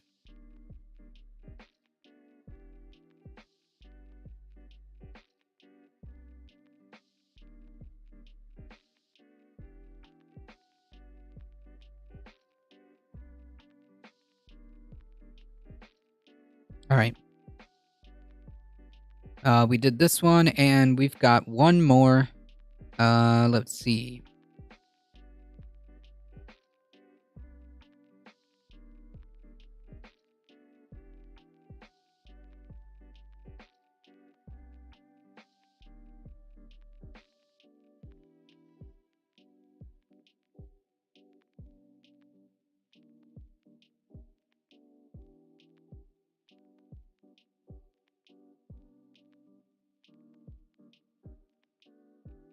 Wow. Really quickly, feds call for water cutbacks as Colorado River is in 23-year-old drought.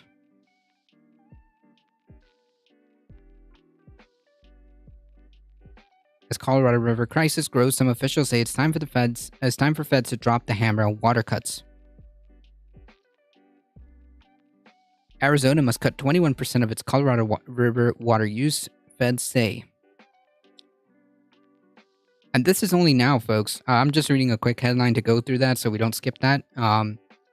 This is now. This is happening now in 2022.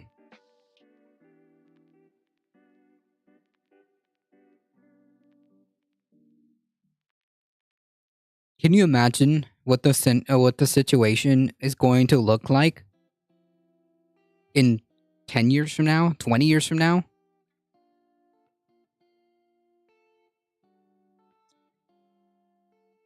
The problem with a lot of these Trump investigations is that if they rumble on and they only serve to empower one side, the Republicans, the hunger for action quickly fades after the incident at the Capitol. Now it's being used to embolden the siege mentality they've created for years. Yep.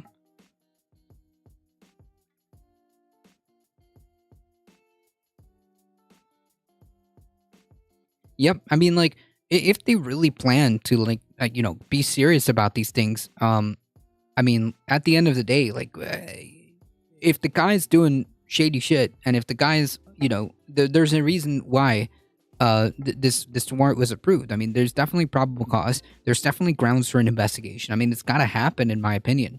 I think the crucial point would be the consequences if it ends up being true, right? Like, if all the story comes out, right? All the evidence comes forward, and the trial goes on and whatnot. The consequences, right? Because, like, man, if you have months of investigations and all this evidence, and, like, this stuff is piled on, like, it's obvious that this guy did it. It's obvious. We've got video, we've got text messages, whatever it is that they're looking for, whatever the documents themselves, whatever the mounting pile of evidence ends up being that's revealed, and then nothing happens, that would be dangerous. That would be dangerous.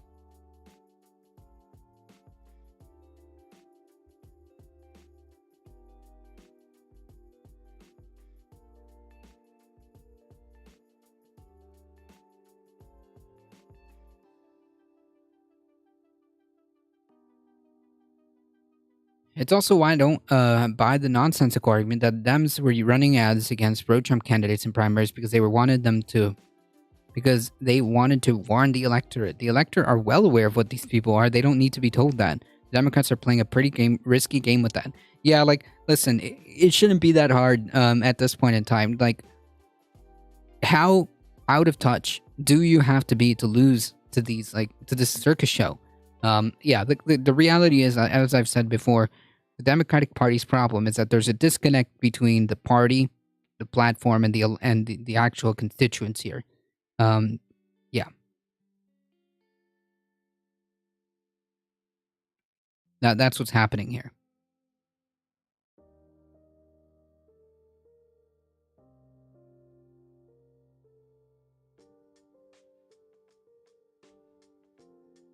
And this only benefits the far right. This only benefits the Republicans.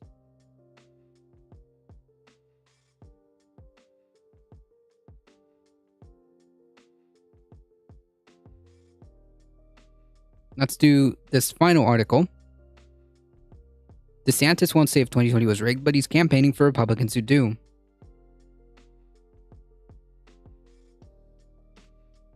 Florida Governor DeSantis is using his rising clout among conservatives to help candidates who have openly questioned President Biden's win, even if it's something he doesn't like to talk about. Because at the end of the day, he doesn't care. He has no care for any type of democratic norms. The Republican Party is incompatible with democracy. Period. Even if they all lose, it still shifts the Republican Party in the Overton window farther in that direction. Yep, that's what I'm saying. It only serves the far right. It only serves the Republicans. DeSantis on Friday will speak at a Pittsburgh rally for State Senate Doug Mastriano, the Republican candidate for Pennsylvania governor, who supported efforts to contest the 2020 results. This comes off the back of 20 plus candidates have been nominated for governorship that are contesting the election. This is wild.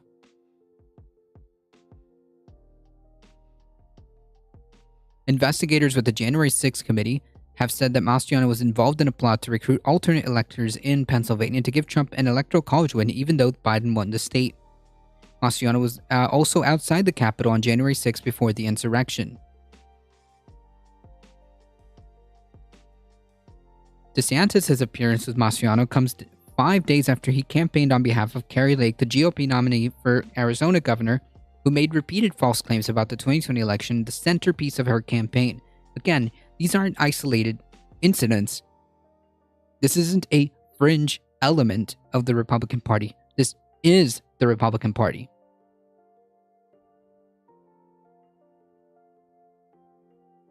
This is exactly why fundamentally, or one of the reasons why fundamentally they are incompatible with democracy.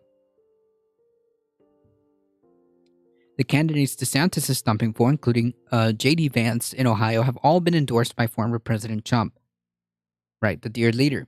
His entire political lens is a calculation of what it means for overtaking Trump, said Dave Jolly, the former Republican congressman who is now helping start a third political party. Is this guy joining the Ford Party? Because that's a good meme. His previous issuing of the 2020 election fraud is less about personal conviction and more about not strengthening Trump. Similarly, his rallying with Lake Mastriano and others is about elevating his national profile on par with Trump, demonstrating his strength as a formidable heir to the GOP presidential nomination. The governor's decision to help out several GOP nominees in other states comes during a relative slow period for his own re-election campaign, but it has added ongoing speculation that he will run for president in 2024. The states that DeSantis has or will campaign include the key battleground states that will be vital if he mounts a White House bid. Unlike Lake and Mastriano, however, DeSantis has avoided repeated or amplifying unproven allegations of voter fraud, even as Trump, a part-time Florida resident, has continued to dispute the 2020 election. When asked by reporters whether the last presidential election was rigged, DeSantis instead highlighted changes to election laws that he supported or simply changed the topic, i.e. pivoting. I've been asked 100 times, has anyone have a question on the topic of the day? Yeah, you keep getting asked because you don't want to answer. Because either A, you're going to have to lie. You're going to have to lie, because saying that the election was rigged or anything of the sort is a lie. Or B, you're going to have to go against the dear leader. And if you go against the dear leader, chances are your political career will go down that drain. I've been asked that 100 times. Anyone have a question on the topic of the day? DeSantis said during a mid-June press conference. He then went on criticizing the January 6 hearings that were held at the time. DeSantis, however, condemned the January 6 insurrection in the immediate aftermath of the insurrection. DeSantis has rejected calls to do a statewide forensic audit of the 2020 result in Florida, saying that there was no need and the election went smoothly in a state that delivered a win for Trump. Right, because that's everything's okay there. I think this comes down to the misconception that if you cut the heads off the snake, you can end this dangerous slide of the party. This is way beyond Trump now. Pandora's box is open. These people are not going to quiet and slink back to their homes, especially not when they've been goaded by campaigns from both parties. At this stage, I honestly don't know what path would result in pacification. Hyperpartisanship doesn't breed compromise, only absolute victory at any cost. Yeah, I don't know though. At this point, I'm not here to extend a hand to people who cannot level on some type of basis of reality, right? I'm not here to compromise with these people. I'm not here to cater to these people. In my opinion, they have to be crushed. Republicans at this point in time cannot continue to win elections, right? Their continuation to win elections and furthering this dangerous path is far worse of an outcome, in my opinion. That's the only that's my concern, that their continuation winning elections only furthers this dangerous path of authoritarianism, because these folks can and will implement a theocratic authoritarian state. This is not hyperbole. This is what they will do, and they've demonstrated that they absolutely have every intention, or at least the proclivity, to do so. There's only one option here, folks, in my opinion.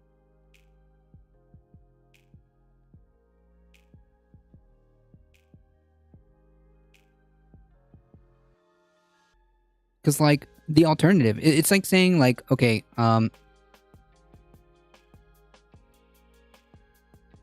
so what I will not subscribe to is the idea, that, oh, you're making these dangerous people mad.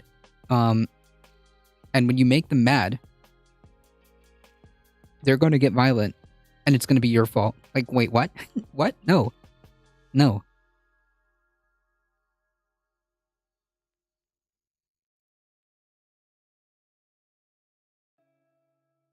What is it? What is the famous quote? I do not, I do not negotiate with terrorists.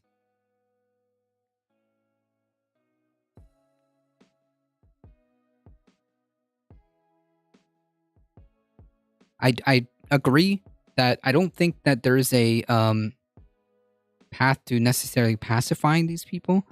I mean, they're a small, I don't want to say small, but they're a minority. Well, that's the thing though. At some point you kick the can down the road and you run out of road. If this continues, there's only one outcome, that will be conflict, and I don't think people are truly prepared for that. It feels hyperbolic to suggest, and I hate that I'm resigning to it, but I don't see how it calms itself if nobody budges. Right. Yeah, I don't think that these people are going away. And clearly the escalation of actual violent rhetoric and actual violent outbursts and actual violent acts are these folks. Are these folks. It's clear as day. I mean, you touched the dear leader and you're out here, essentially suicide by cop, by having a shootout against the FBI. I don't know. The answer is these people need to start losing elections. These people need to get out of power. This needs to be stamped out completely.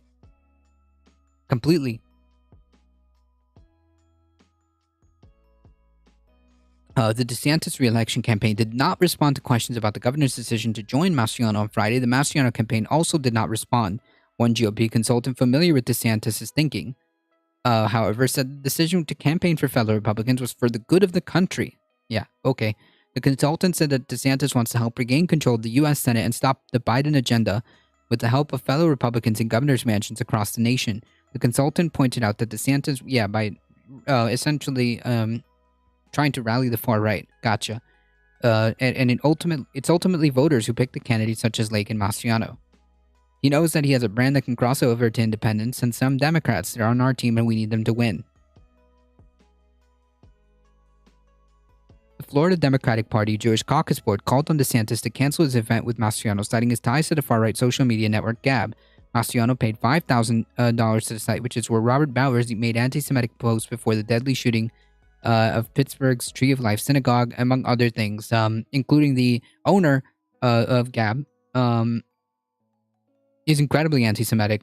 The owner of Gab is essentially a Christian white nationalist. Mastriano also participated in an interview with Gab CEO Andrew Torba, a far-right Christian white supremacist, where he told him, "Thank God for what you've done." Yeah, if that doesn't tell you anything. These are the kind of people that he pals around. Like, this is what I'm saying. Like, when I make the argument, like, it's indistinguishable between the GOP and, like, the far right. Like, these things are indistinguishable now. It is mainstream part of GOP. The Republican Party is this. This is them.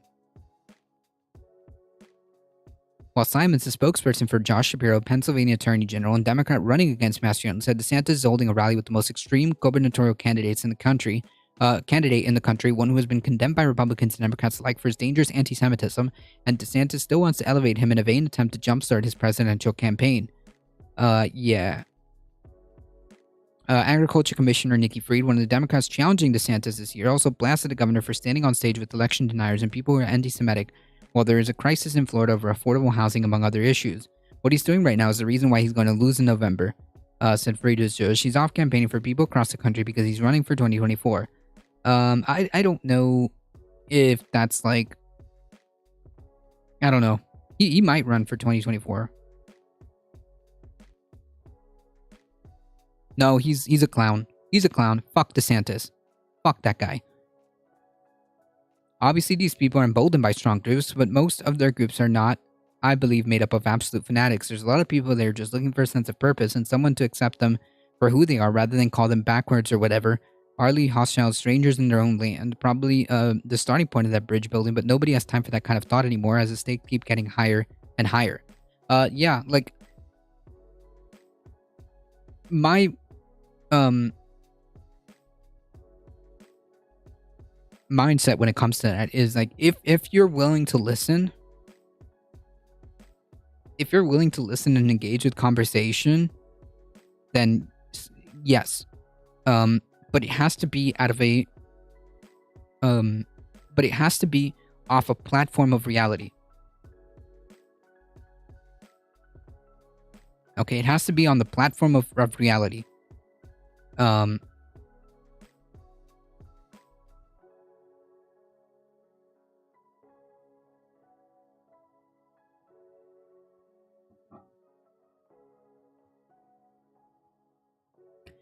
I think DeSantis is more dangerous than Trump. I think DeSantis is actually worse than Trump.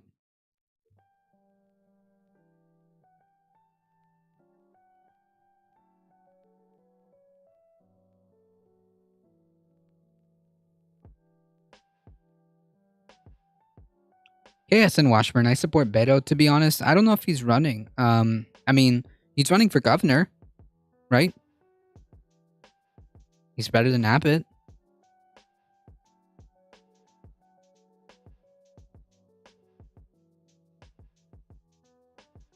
Trump is coming back 2024. Who knows? Who knows?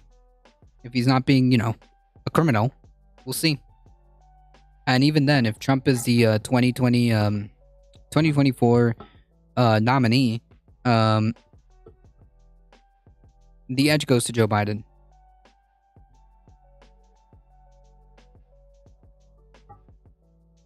behind a lot of these groups are people at the end of the day, and people broadly all kind of want the same things. They want to feel like they belong and that they can be heard and they can believe in the project of the nation. I think, I don't know about that. I think that at least some of those people can be brought back to normal positions or compromise. Maybe. Governor to president. Yeah, I don't know. I don't think Beto O'Rourke has that national kind of star power.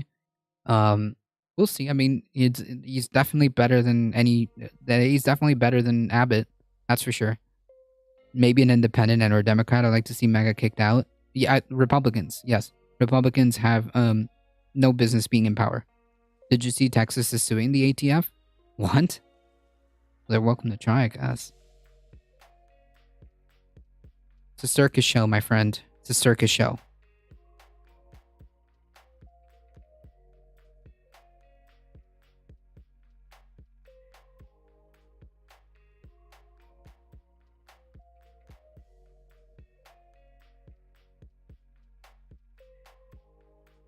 Yeah, I don't have the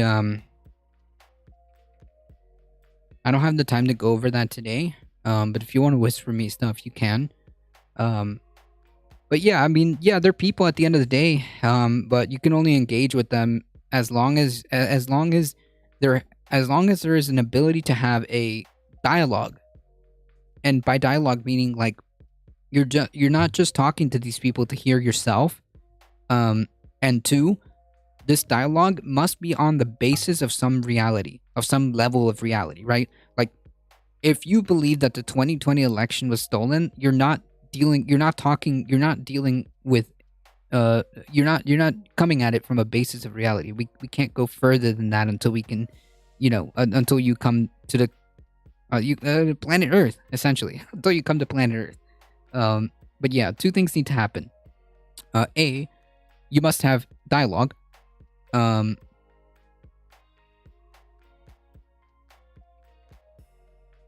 You must have dialogue,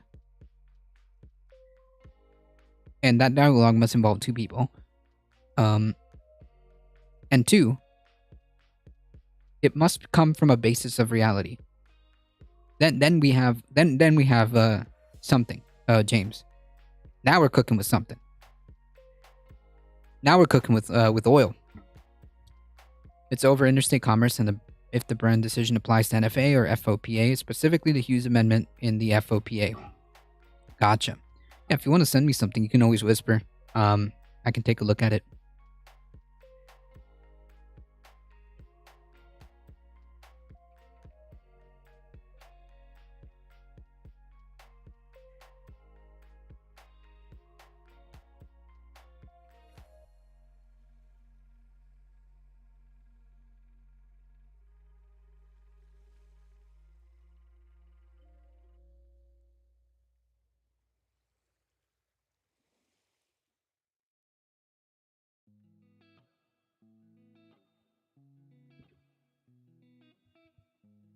I can see that machine guns become legal with that. Yeah, I don't know about that.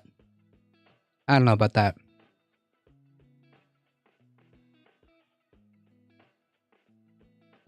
sure I'm 100% on board. Alright, folks. It is just past 7:30. Okay? We did it. We made it. We got through all of the articles. Smooth sailing. We did it.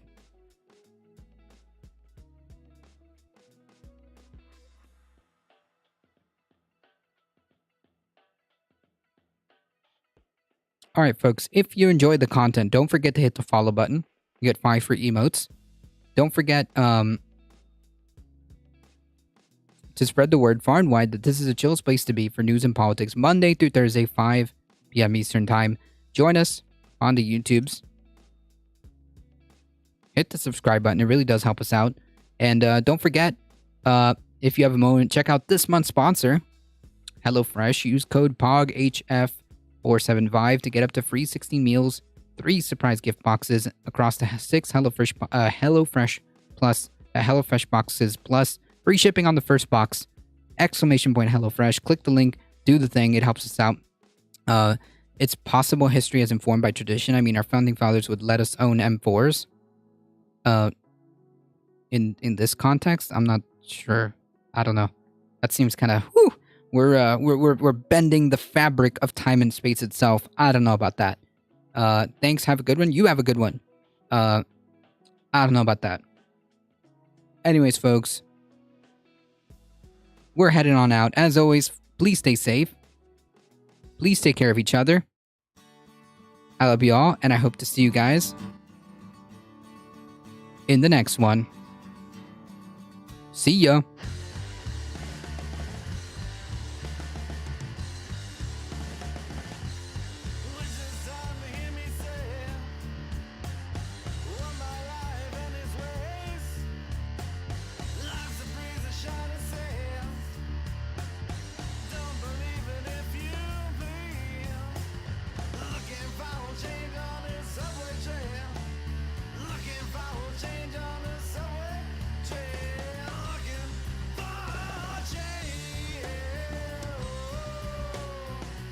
All right, folks. We're heading out in 5, 4, 3, 2, 1. See ya.